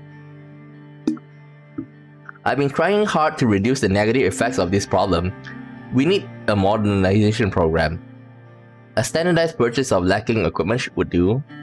We need more funding towards expanding the military size, otherwise our military will be seen as weak. Where exactly is our army deployed at right now? The first army is stationed at Lesbia and Wachland borders to protect the way into the central region of Sordland. The second army, our largest forces, has been situated by the Ramberg border. The second army has a large mountain commando force and is most adequately equipped to face Ramberg. Third army is near the Agnolian border and the coastal areas of Voxland, facing Voxland. Due to our bitter past of a coastal defense force is always on alert, the decimation of our fleet is still not forgotten. How do we compare to the other armies? Ramberg has about 6 armies amounting to a million soldiers. Lesbia fields 5 armies which amount to 800,000 soldiers. Vogland field 1 army about 140,000 soldiers. Wachland field 100,000, Agnolia 2 army 200,000. The sheer size of Ramberg is because of their forced conscription laws. Due to their massive gold reserve, they were able to afford it. On the other hand, Lesbian army is the most advanced, followed by Voxland army. Both of these countries puts lots of money in modernizing their military. I'm curious about another branch. Very well. Navy? Navy constitutes 59 ships, total of 60,000 sailors and support staff. As you know, these ships are commanded from our main naval base in Conrad, where our flagship SN Rayne is docked. How does our navy compare to others? Our navy is dwarfed by the size of Voxlandian navy, which has 194 ships, and Agnolian navy that has 81 ships. Okay, if I'm gonna be with Agnolia, then I have to prepare against Voxland. We only surpass Lesbia in terms of our navy as they have 30 ships. As you can see, the situation is there, but the situation is not just more ships. To make truly better navy, we need to equip our ship to more modern radar and sonar system. More outdated ships wouldn't mean much. Which sea does our navy currently patrol? Markian Sea, the Grey Strait, and the Antikian Sea. Our navy protects all of our coastal regions. However, to make sure that we are not thinning out our defense, we prioritize certain regions over others, like Greater Holsword. We often patrol the routes that are close to the shipping lanes, especially Markian Sea and the Grey Strait. The amount of cargo that goes through the area is an eye-opening. Another thing to note is, after the takeover of Hilly Land, where our navy has led incursion operation to protect Agnolia, we also take part in some joint navy drills as well. Let's hear about other branches of armed forces. Which one? Air Force. Our Air Force currently have 410 planes in the inventory, out of which only 140 jet planes that are not in great condition. 30,000 pilot support staff work in the Air Force, and they are commanded by the Mark Air Force Base in Illyria. Operational capabilities. Planes can bomb over 400 km radius of their airfield. They have medium range and semi-effective nighttime bombing capabilities. At any time, it can field 7 air wings composing a total of 130 aircraft that can operate in combat duty. That is enough to subdue most targets. In terms of bombing capabilities, we have an average of about 100 meters of precision. This is not great, but it's still within the effective radius of the bombs. Experience of our pilots. Average experience. Give them one. Okay. This is low compared to 1,000 to 1,500 in other countries like Arcadia, United Cortana, Lesbia, and Voxland. Normally the idles per pilot should be higher, but due to the lack of funding we can't increase the training time. Fuel costs are rather high. How does our Air Force work together with the other military branches? Train as independent tactical support, which means that it assists other branches but does not collaborate. This does cause some issue like friendly fire and missed close air support opportunities. There are ways to improve collaboration with joint operation rule. Something to think about, surely. I'd like to know about other branches. Actually, let's move on. He cleared his throat. Ministry of Defense is disappointed about the lack of additional funds. We know that keeping the same budget for the military would cause for some concern from you.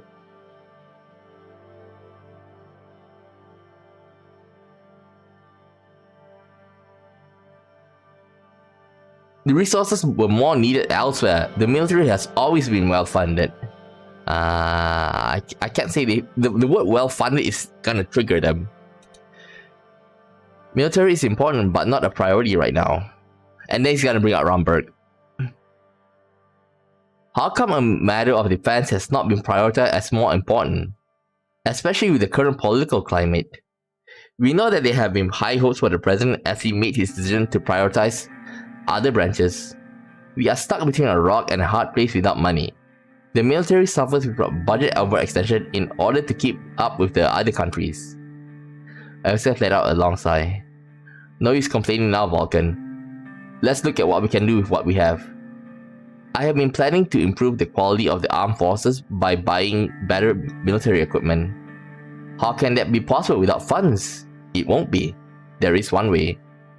If we relieve this is what I was looking for. If we relieve half the forces, that could create enough of a surplus, then we could invest in equipment. Now, let me just bring it up. It's like one of the... okay, this one. Arcade stake Sordland conscription laws. Basically, like... people are not happy with the conscription laws. So if we get that, then, like... I agree with IOSF ideas. Go on. Vulcan eyes widen. We are barely matching the size of half our neighbors, while the other half have armies 2 times bigger than ours. How on earth would discharging half of the armed forces and buying new gear solve our defense issues? A better equipped small forces is much more preferable. We are 2 decades behind in gear and training due to this size and sluggishness of the force. The reduction of the army would cause more unemployment, which could hurt. Boy. What do you think, Mr. President?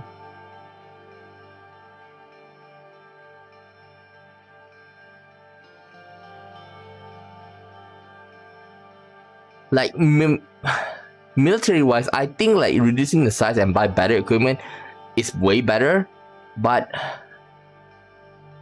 I'm afraid of the unemployment. So, but I think like number 2 is better for the long term. Let's reform the army and create a smaller, better equipped force. Excellent, I shall begin plans immediately. I can hardly say that I welcome this change. I'll and Vulcan look at each other. That will be all for today then. Good work, everyone. I'd like to extend my thanks for your attendance. The meeting concluded as the sun set over the concrete jungle that was Sword.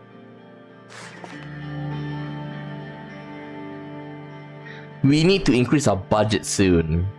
Like, in the past, we have a chance to improve Bergia, but since our budget is really on the negative, I assume that maybe like if we reach 4 or 5, our economy gonna collapse because of...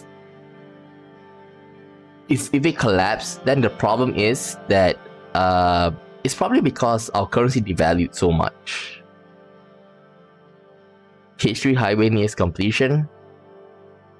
Great Day have been subbed initially with the workers' right law with Taurus holding. Nevertheless, the project will be completed on time thanks to the administration decisive action. With Arbery about to be connected to the country's biggest port in Lakehaven with a large highway, people in the region are expected to have better access to jobs, welfare, and other services. H3 will also improve trade links with Agnolia. I hope that with Agnolia, like a better trade, then in other words, like this place is gonna be like blooming, hopefully. Young Swords militants arrested. And you said that you are not. Suspected Young Swords activity in Africa. People were ambushed during their raid of the suspected building.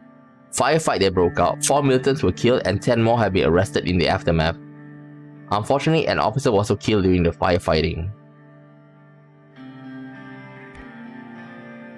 Education reforms. Will collaborate in reduction of hours taught in citizenship, soulism, and national subjects. Significant efforts are being made to lessen political indoctrination in education. Also happening to curriculum, pedagogical improvements, improved teacher-student relationship, and the emphasis of critical thinking development have begun all across the entire country. Minister Walda reports solid progress on many fronts, with few schools delaying transformation of political grounds. Well, at least here that the education is being reformed and it's going well. We may face a lot of backlash from the conservative, but still. Military. Adequately equipped military.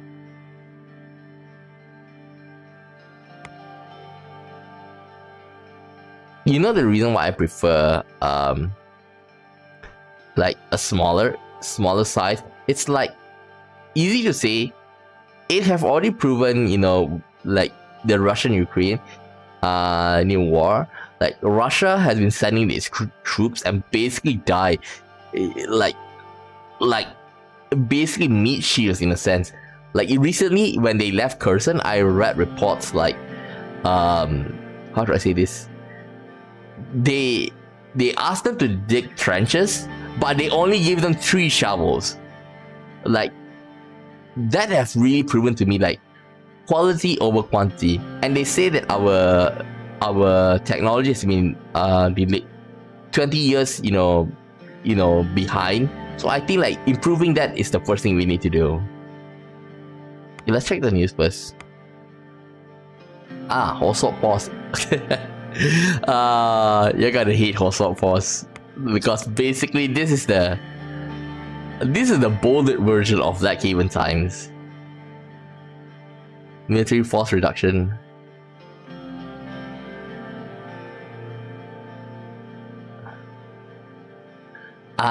Remember we read that Hosok Force is related to the Young Swords, the nationalist side. Sordland today, 2nd Cortana satellite in space. Woo! A 2nd satellite. Oh wow.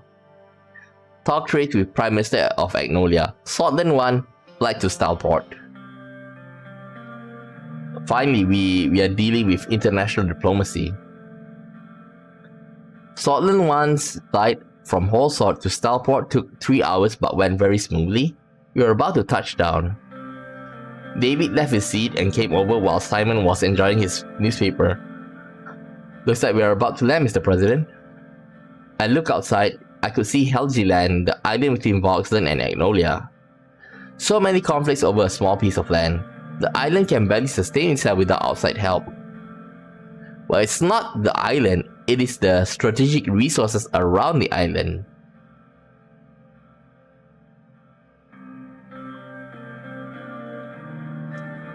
I don't blame them, it's a very strategic position. Certainly, if you have Helgeland, that means that you have the control of the whole Valgos channel. I suspect it will be one of the topics Mr. Van Hoon will bring up as a bargaining chip. We must be careful.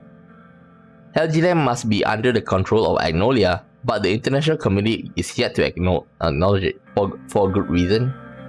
Nobody wants to make an enemy of Valkland, especially because of the support of the United Contana and the CSP.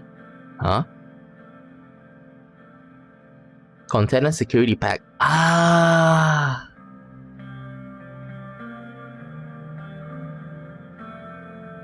Another Russian.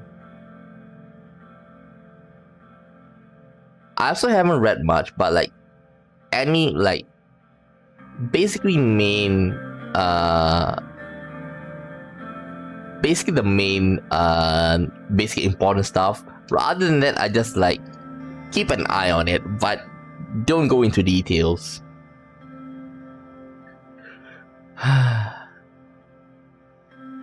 Me included, I don't want to injure our relationship with Valkland. I agree, we should try to do our best to stay in the middle ground.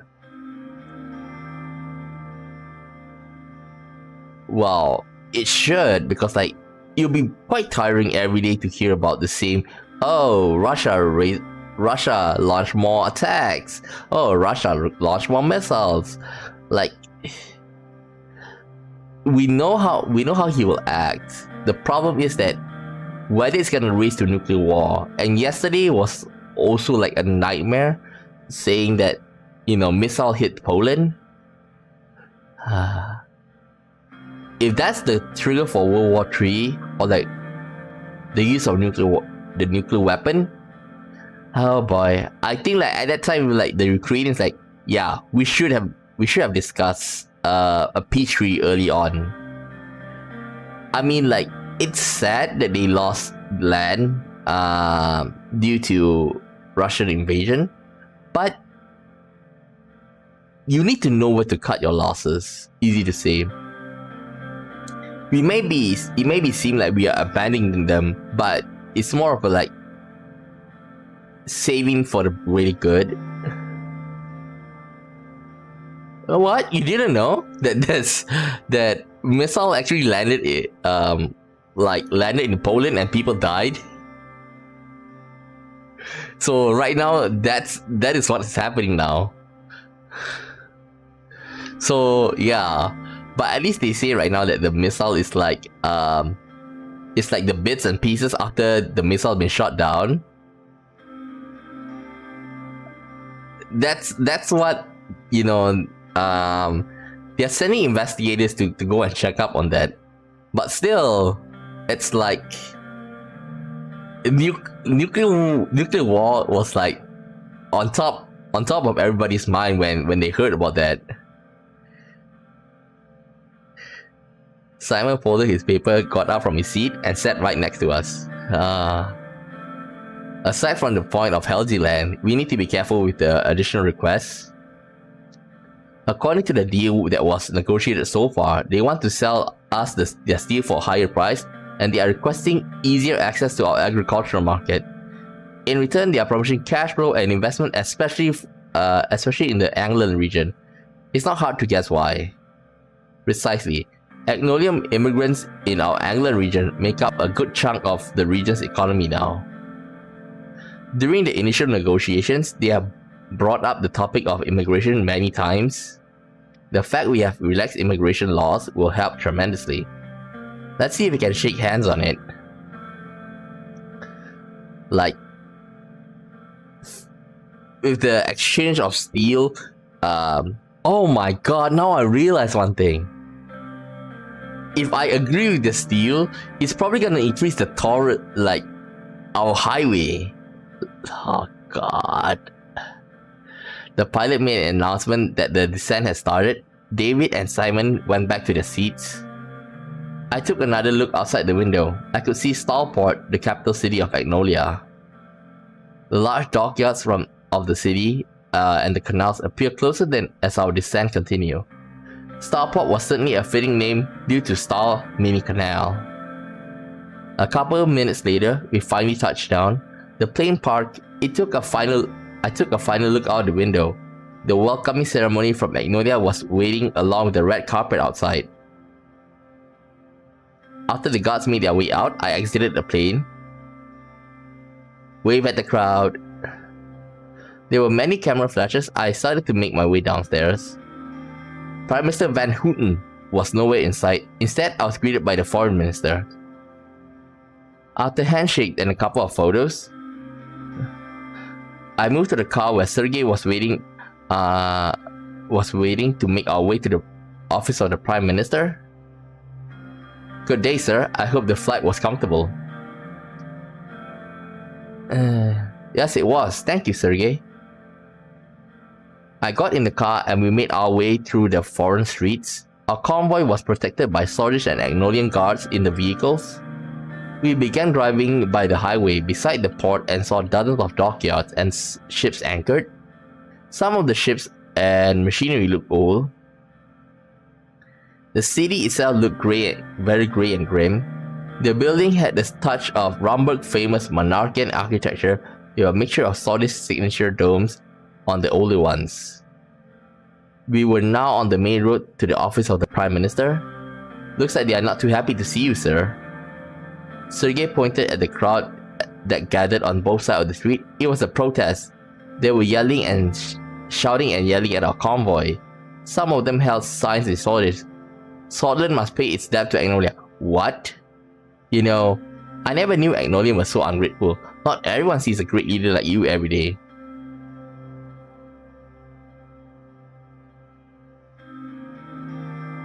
I wonder what propaganda their state is feeding them.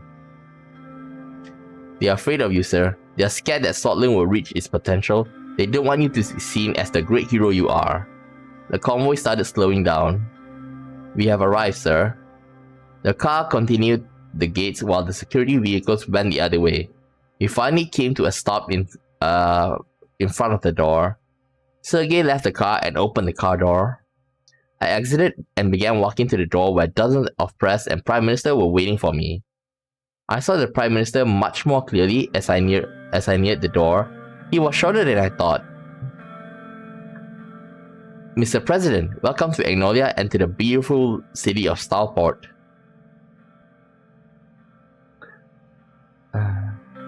Thank you so much for the warm welcome. It's great to be here. We reached out for a handshake. The pressure surrounding us had been waiting for this moment. Shake hands and hug after. Power move. We shook hands and I went for a hug, which was received by the Prime Minister. The press went wild and took more pictures. Other matters than those concerning the game. To be honest, I was a bit bored at all the budget decisions today, and I'm losing track. Okay, it's okay, but the thing is that, like I said, the budget is really killing me. He gestured to the entrance of the 200-year-old Parliament building. Like, I was worried that, because there was a report earlier saying that the recession is getting worse. So like, I'm hoping that Martin will like say he wants better steel price, but invest in our country. I don't care if it's England, but still, I want to see like improvement in the economy thanks to that. This way, please.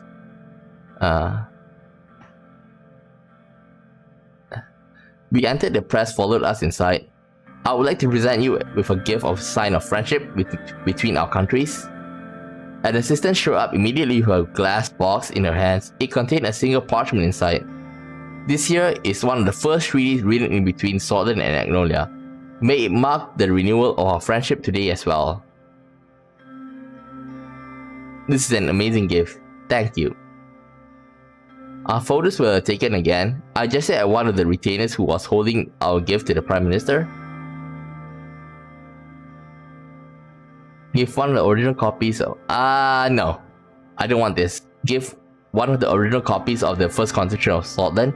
It's probably like gonna say, oh, he's selling us to Agnolia. This is just making him hate us. I think at least this is the least aggressive. Give an ornamental ceremonial sword with Swordist steel. Like, this might also make him hate us because, like, to show us, hey, Sordid steel is better than Agnolian steel. But among all, I think this is the best because, like, at least it's ornamental. Ah, an excellent specimen. This must be hundreds of years old. It looks like Sordid steel as well. Very fitting. Thank you. The camera flashed once again. Let's go to my office. Follow me.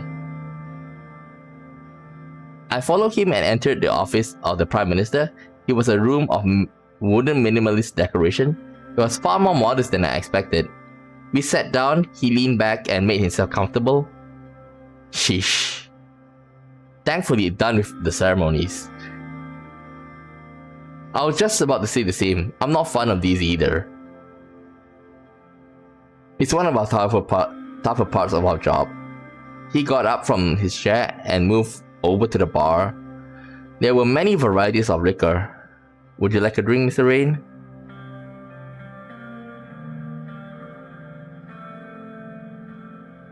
I think just say Agnolian, like, since we are here, it's best to taste their own one.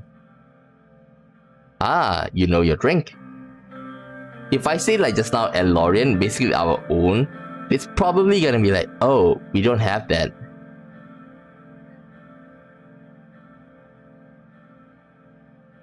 A true gentleman. I can expect that about you, Mr. Hooten.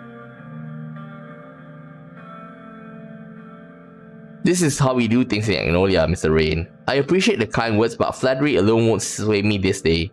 First of all, I would like to say that I have been watching your recent changes to the immigration policy. I'm glad that you decided to keep it relaxed. Immigrants are very important and beneficial economy development. We believe that very much in Agnolia. It is reassuring to see Sordland move to a more modern direction. Okay, just say thank you. I want to go for number one. Are you implying that we haven't been modern? Well, in a sense, with Soul's agenda, you can see it that way. He took a sip from his vodka. So tell me, Mr. Rayne, is Sordland a reliable trading partner to Agnolia?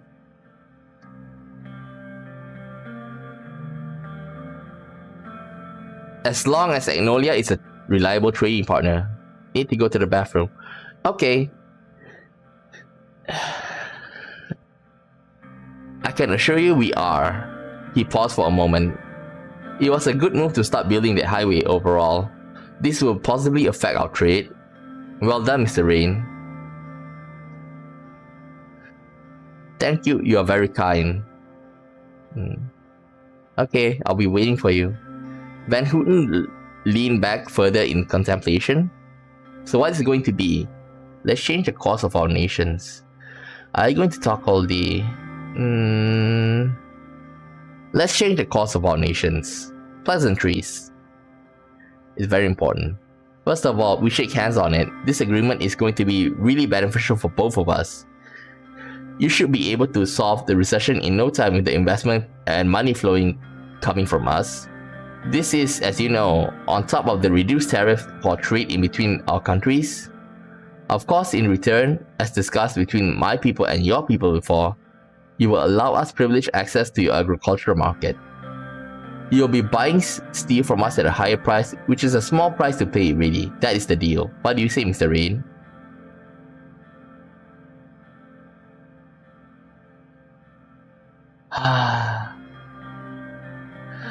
Why does budget always come here? Oh my god.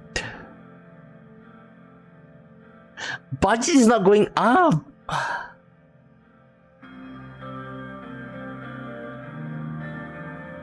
Hopefully this will create more jobs. Oh god.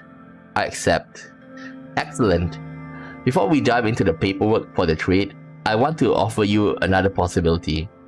I would like to expand our newly found partnership. We have regional forces like Ramberg that has been imposing danger on both of our countries. I am the mind that we must unite, so... By the powers bestowed upon me on the Prime Minister of Agnolia, I am offering a military alliance in between Sordland and Agnolia. What do you think?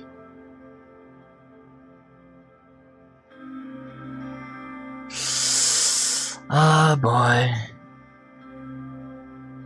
I want to accept, but I'm scared of Voxland. Well, bro, Romberg. Fine, I accept.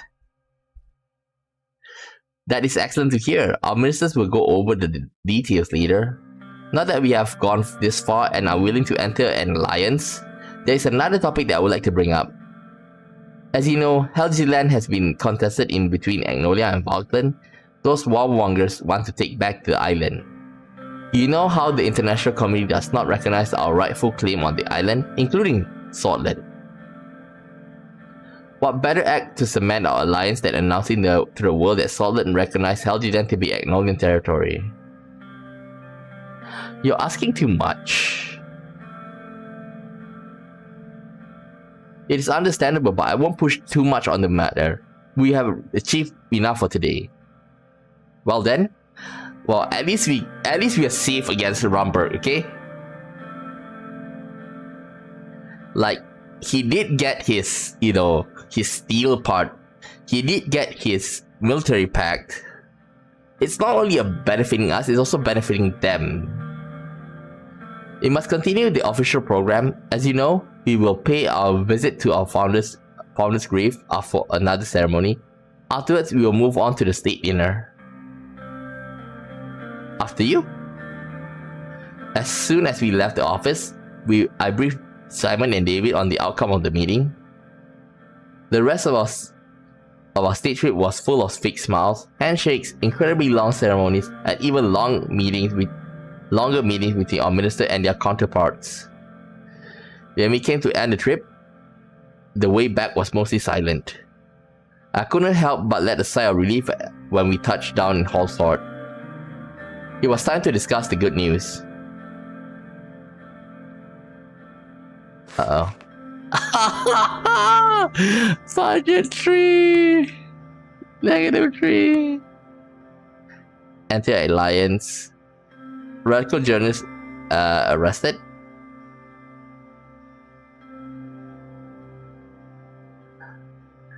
Okay. The radical journalist arrested. Darkness descend. Our respected correspondent and columnist journalist John Dandern was arrested among several others yesterday after trying to report on the police arrest of members of Socialist Union. He was immediately arrested on scene without being given a reason. Without providing evidence, the prosecutor said the detainees who were suspected of committing crime on behalf of the Red U militant, who Halsot has accused of organizing terrorist attacks and a coup attempt against the Swedish government. Both of them are terrorists, okay? Easy to say. New alliance in Eastern Makopa. Hegel. Van Houten is playing with fire.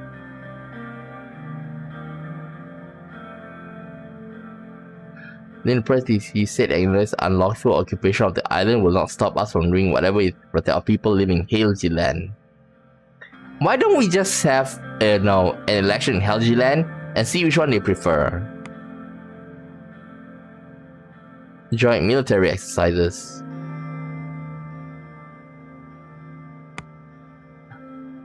Recovered trade volume.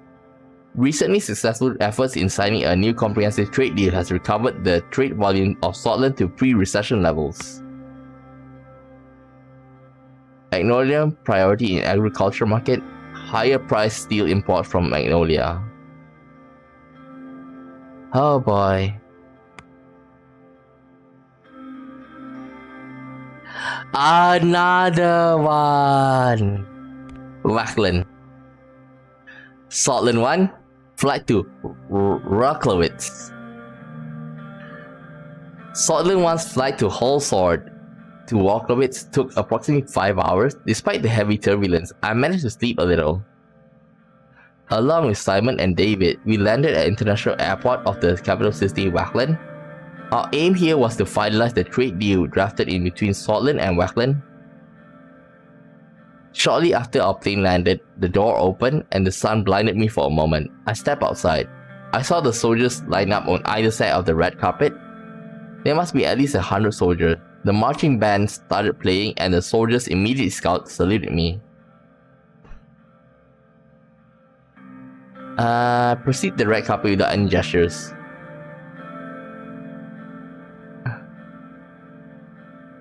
At the bottom of the stairs, Victor Smolak was waiting for me next to a military jeep. With a few soldiers by his side, there was a few reporters on the side, waiting with the cameras. He was a tall man, almost as tall as me. He was wearing large sunglasses and his attire was a regular suit, contrasting with the military attire of everyone else on the field.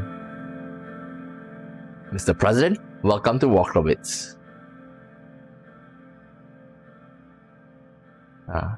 He immediately motioned for an embrace. We hugged and many cameras went off at the same time. He turned around for a couple of additional poses. Nice to meet you, Mr. President.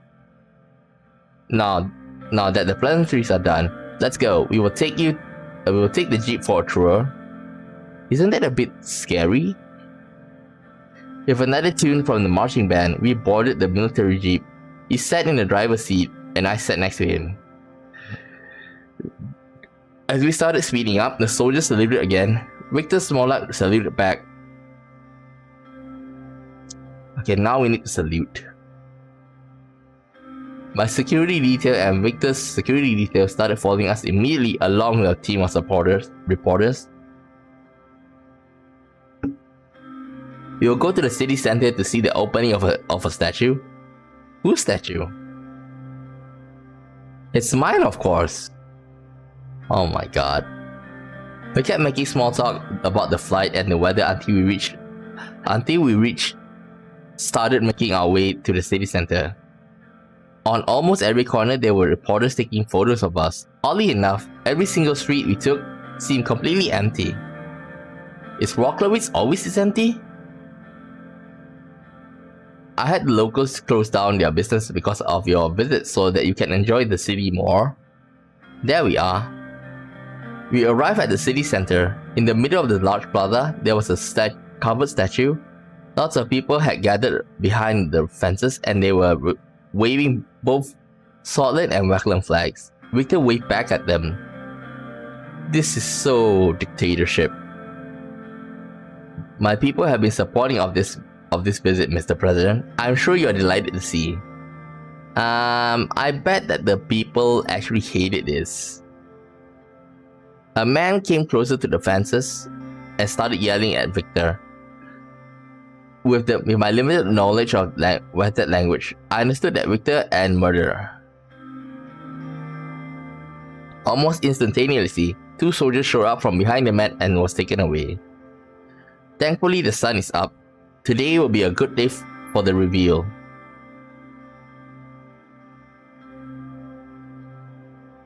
What will happen to the man who was protesting you? Oh, which man? The one in the crowd? Don't worry about the detail. He must be trouble, fellow. Let's focus on the event. Hello. The thing is, we are with a dictator right next to us, unveiling a statue today of himself. We took our places in front of the statue. With a drum roll, the statue of Victor Smolak was uncovered.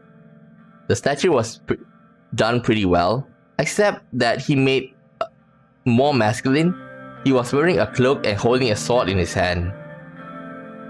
Excellent statue, very lifelike. What do you think?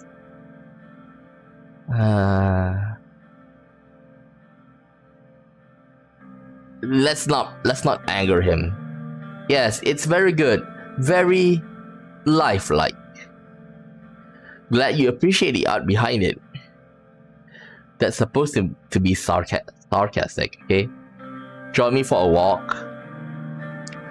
I followed him through the streets. At every corner, more and more photos were taken. We stepped in front of the pastry vendor on the street. Give me 2 strudels? The man behind the stand smiled and gave us 2 strudels. Power move here. Power move here. Pay the street vendor. I put my hand on my wallet and brought up some money to give the vendor. Hold up, your money doesn't count here. I got this. Like, the fact that I tried to pay first rather than him, it's a power move. He handed the money to the street vendor, the camera flashed again. Afterwards, he walked a short distance to the palace. Passing the gates of the palace, we made our way into the main building, made from ivory-colored stones. The stone guards flanked the magnificent main building from both sides. The inside of the palace was very spacious, with very large chandelier hanging from the ceiling. Grand staircases made from same ivory stone had red carpets on them. On both sides of the upper levels, guards stood with their traditional outfits of the old Waxzak kingdoms. We finally reached the office of the President of Wackland. The door closed behind us. The interior boasted gold ornaments on the walls and ivory colors and various jewels detached to different artifacts of old. As it was customary in Wackland, we sat down on the carpet. Huh? Now we can talk about our trade deal.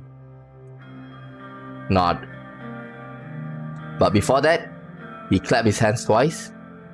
Bring me the Kisha. A few assistants immediately entered the room, carrying a large ornamented Kisha, the well-known smoking instrument originating from Wackland. They immediately lit it up, and the room was filled with the smell of tobacco.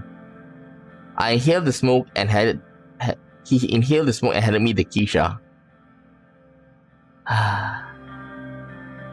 If I don't smoke, he's gonna take offense with it, so we just partake. If you think about it, if you think negative about this, it's like, think about if you went to visit another country and you don't partake their religious or their cultural, customs, like, it's gonna reflect bad on them. Like, oh, you are not willing to appreciate our customs. That moment, well, basically, we had a trade deal with Agnolia, okay, with Prime Minister Van Houten.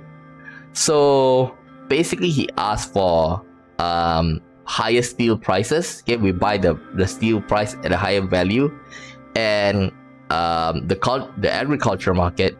Okay, so that cost us one budget. Okay, but he says that if we do that, then our trade is gonna flow as usual before the recession. So like that will somehow deal with it. Okay, so I'm hoping that later down the line it's gonna improve our economy. Okay, and he also said that it will invest in Agnolia. In our country. Okay, so hopefully like those things will pay off, but then we also sign a military pact with them. They also asked for another thing, which is like to acknowledge Helgeland, in other words the island in the middle, as a part of Agnolia, but I declined that.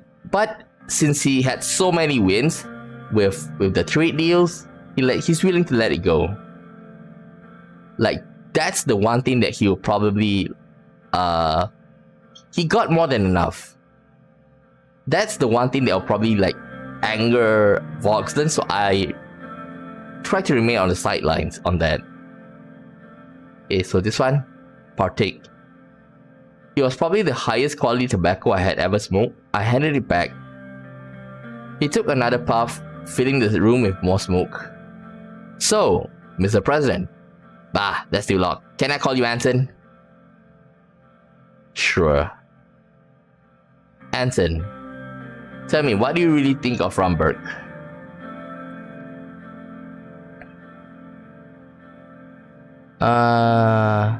Like any other country, they have their own needs and their own agenda. They do have nuclear, so I can't go with that. They are a threat that needs to be dealt with.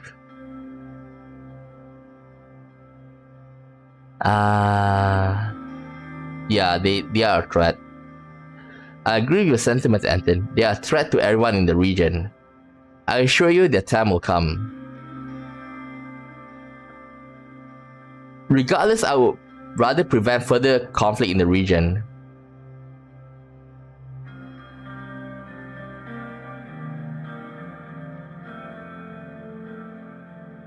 Yeah, but like I say, it's like you like, especially like we as the president, like just by not,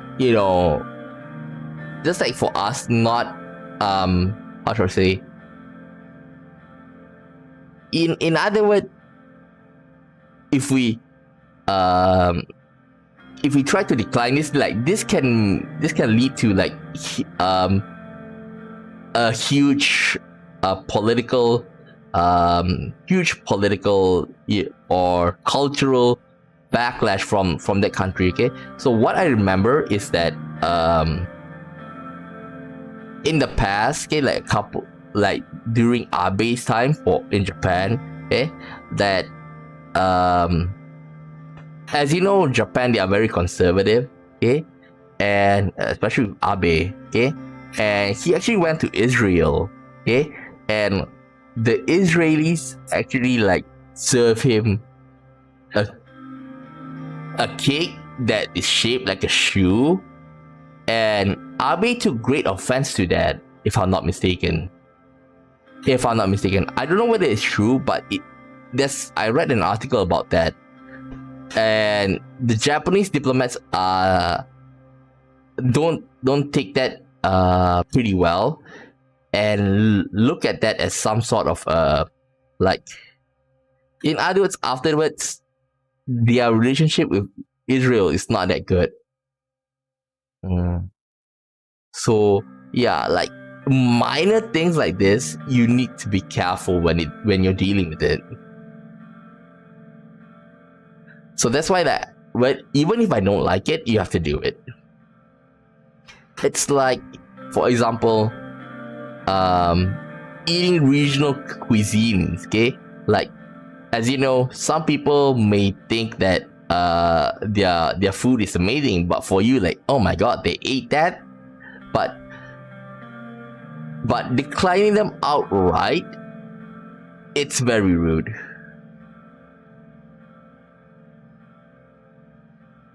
Yeah, but this is also that your action will reflect your actions will also reflect your country, and especially as the leader of the country.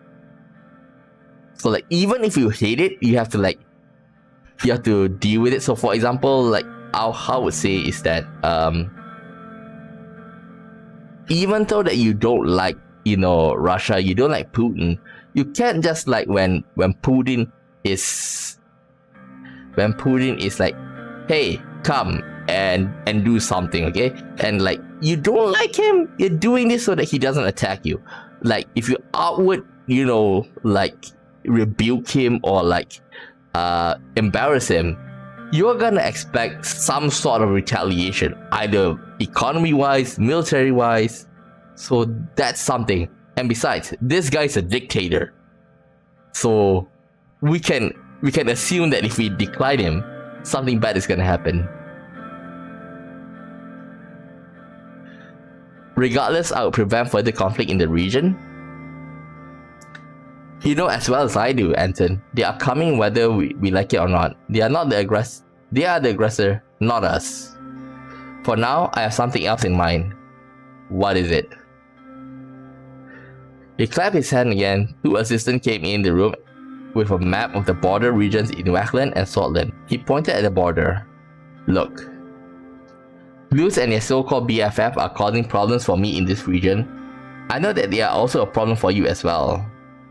I will not allow these traders to exist in my border, so I will hit them with all the might of Wackland. These terrorists need to be destroyed. I call it Operation Bear Trap.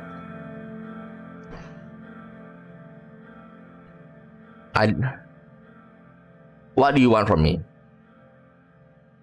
He grinned and lay back on the large pillar behind him. Here's the deal. I'll give you the best trade deal in the region. You will give me your assistance in crushing the terrorists on both of our borders. Specifics. adventurer. My spies had infiltrated BFF cells and found cases of KA-74. We traced them back to Rumberg. This alone justified my retaliation to protect my country. Worst of all, we also found similar shipments are going to Sordland. What?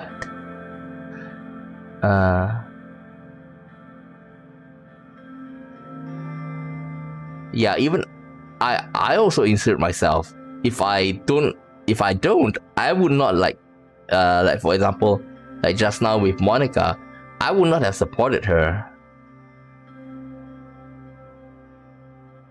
Yes, Anson. You see, this is not just Westland problem. Let's take a step back and talk about what you will get in return. I propose you a no-tariff agreement for investment project and oil. In return, you will assist me in destroying terrorists in my country. There might be international ramification. To hell with international ramification. I will protect my country. I don't care what they say.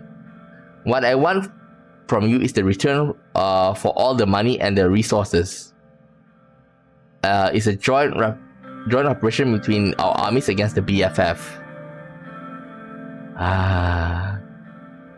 I took a moment to think about it.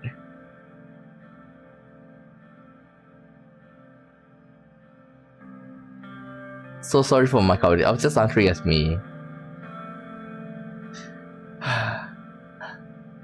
Okay, let's negotiate what we can do in this operation. You're a tough one, Anton. Normally, I wouldn't offer anything else, but I like you. Here's my final offer. When the operation starts, with you or without you, there'll be stranglers trying to cross into Sordland. We just want you to support the operation even if we do not join. Stop the terrorists from fleeing into your country and you will have your deal. Simple, isn't it? So what do you think? Okay, now, this is me looking 2 or 3 steps ahead. Now, without a doubt, if we just accept it, we're gonna get a lot of money. But we're gonna be accused of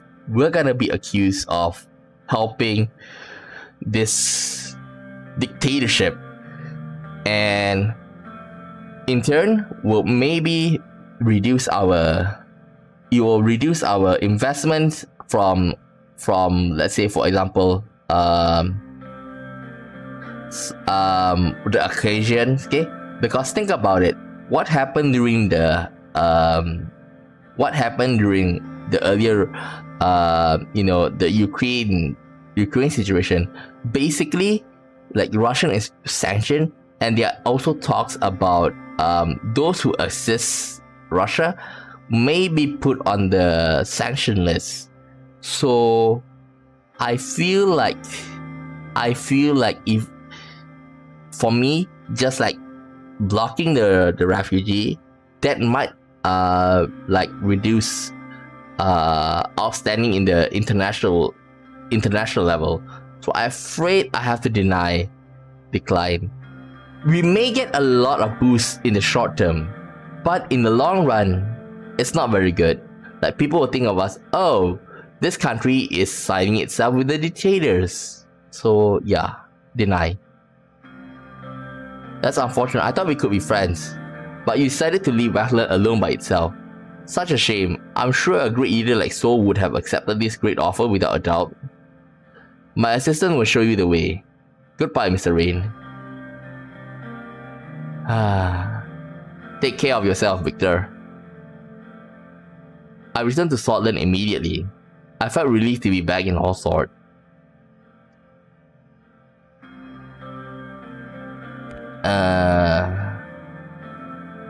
Anything? Nope. Speech of the President on the Reforms, Grand National Assembly of Allsword. This is probably gonna be broadcasted throughout the whole country. Yeah, I'm also going to end it in a while. After this one, I'll end it. I came to the Grand National Assembly of Sordland to deliver a speech regarding the Constitution and ask for support for the Assembly before the upcoming vote. I walked through the corridors. We're probably gonna meet Gloria. Giving my greetings to the people on my way toward the parliamentary hall. When I entered the hall, the assembly was in complete chaos with shouting and cursing between parties.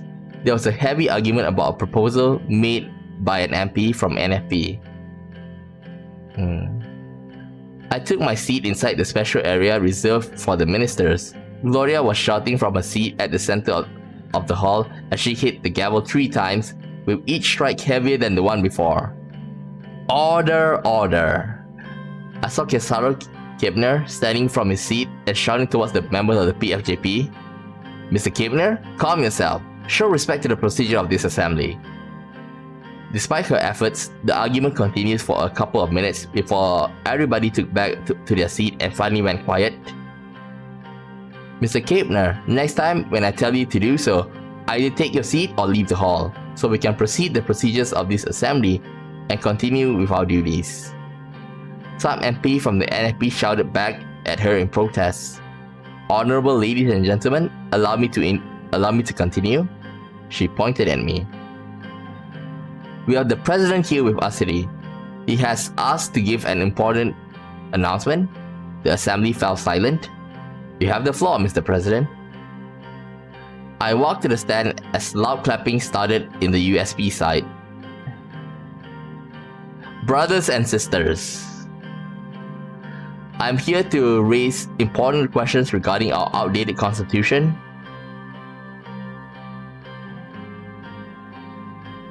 Our elected assembly has always been overshadowed. Well, this is to pay lip service to the assembly. Overshadowed by the executive and the designated judicial branch of Sordland, the Grand National Assembly must be able to exercise its job properly without obstruction. However, our current constitution failed to agree to this. I continued. Therefore, we propose changes to the constitution to prepare Sordland for a more democratic era. This one is like, we must finally rewrite the constitution of Seoul and break our chains to the past. This is gonna be negative for basically declaring war on the old guard. I call everyone to send us to make historic changes to our constitution and bring it to the standard of today's world. Then it'll be like, some people say Sordland will be Sordland. We don't need to compare us to the rest.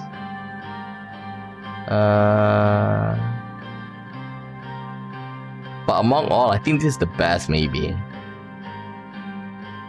Like everybody wants to be part of history. Applauses came from USP and PFJP seats.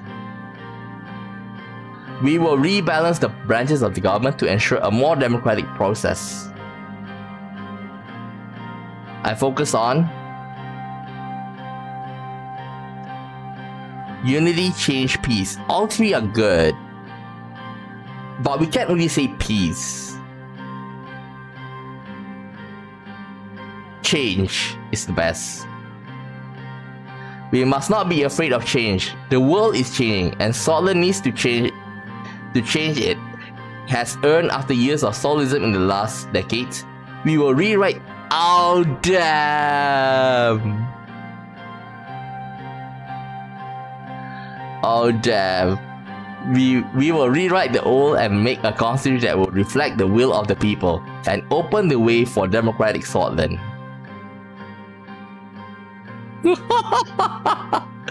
We will make Sordland great again.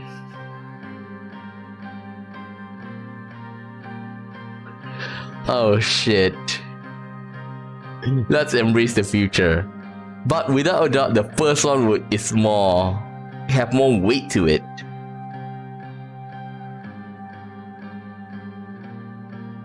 Make Sordland great again. Loud noises came from USP and NFP seats. I took a breath and continued.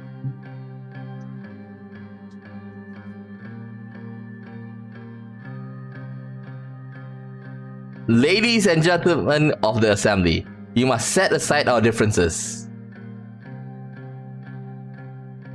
Be a part of the new era of Sordland. Join us and vote for our proposal. Yeah, be part of a new era.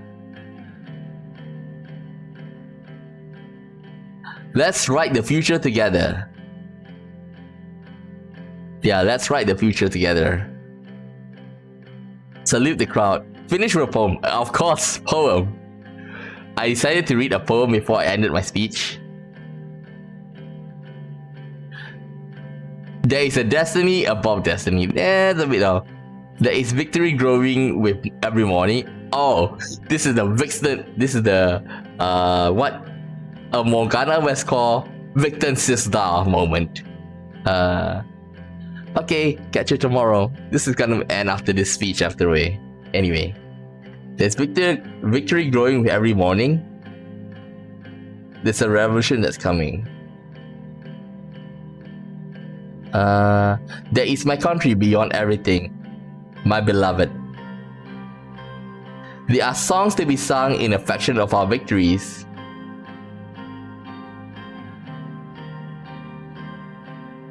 This one is basically Bernard Silka's one.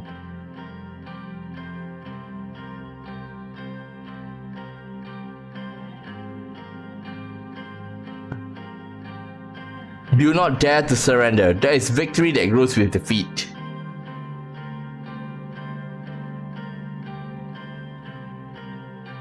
Beyond the next morning, there is a victory waiting to be won. The assembly roared with all kinds of different reactions. The whole United Sordland party stood up and started applauding. Thank you for the speech. I walked back to my seat as many MP asked to speak. Franz Richter was among them. Yes, Mr. Richter. Thank you, Mr. Speaker. Mr. Speaker, I would like to thank Mr. President for his speech. We, the PFJP, stand in the agreement with the need for a more democratic constitution. I would like to thank the ladies and gentlemen of the United Sordland Party for their more open attitude compared to past years. As long as Mr. President's words prove not to be just words, we will be behind this much needed movement for change. We welcome this attempt.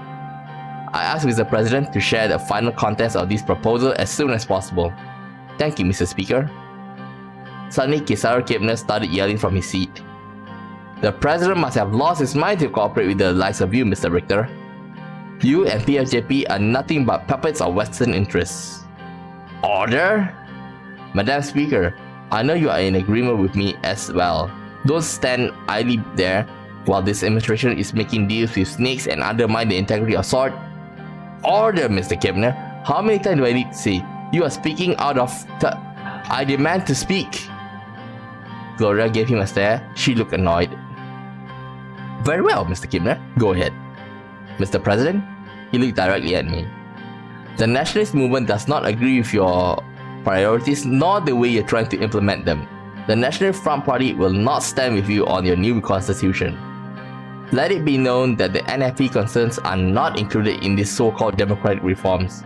Thus, Mr. President has no right to claim them as such. We will stand our ground against any attempt to bring down our established political culture and national values. Thank you. Kesaro went back to his seat, but in the chaos in the assembly continued. Asked to speak. Yes, Mr. President.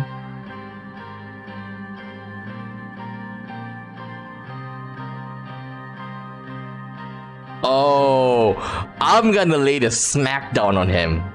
Mr. Kepner? I looked at him. It is you who shouldn't use the word democratic when you want a more centralized government.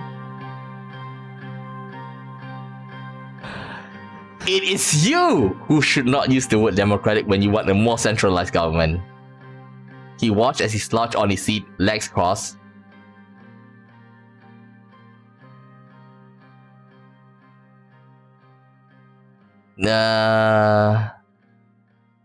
Do not dare stand against us. Otherwise, know that NFE is guaranteed to be history. This is such a trade I don't want to do. But this one is like, yeah, right. I'm not gonna stand with you. Let's chastise him, because whatever we do, they are the the extremists. So no matter what I do, he's not gonna respect us. He's not gonna agree with us. But the problem is the supporters. Whether are they going to be whether they are going to, I don't know whether like the supporters are gonna be more, supportive against them. But I think this is the best. Otherwise, know that the FE will be guaranteed to be history.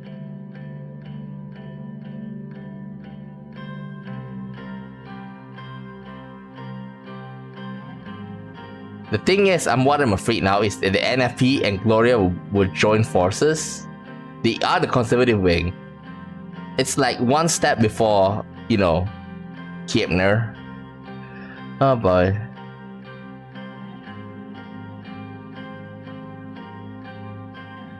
You will bring change regardless of your support.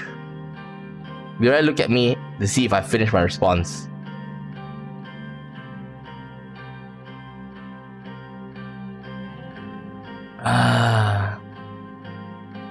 Mr. Richter?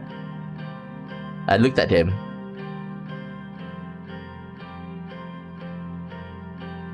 We like to have cooperation between our parties. Thank you for your support. We are looking forward to work with the PFJP. Okay, look at me. Thank you, Mr. Speaker. I got up from my seat and started my walk towards the exit. MPs kept shouting, responding to each other, creating a loud mess where nothing was legible. Order, order. The topic has finished. We are moving on to our next topic. I slowly left the hall. The shouting could be heard from every corner of the Grand National Assembly. Whew, that's a lot. Okay, so this is where we will end it. Okay, and hopefully our international move today, okay, with both Agnolia and Wackland will pay dividends. Yeah, but I do want to improve this situation here, and I'm also worried about my budget. With that said, I'll end the stream here, and hopefully tomorrow will be a better run. I do feel like we still have a couple more. Like, as you can see, like there's slowly more and more like things are being revealed. I just hope that nothing bad happens. With that said, I'll end the stream here, and I'll continue this tomorrow. Okay? So, see you next time. Bye-bye.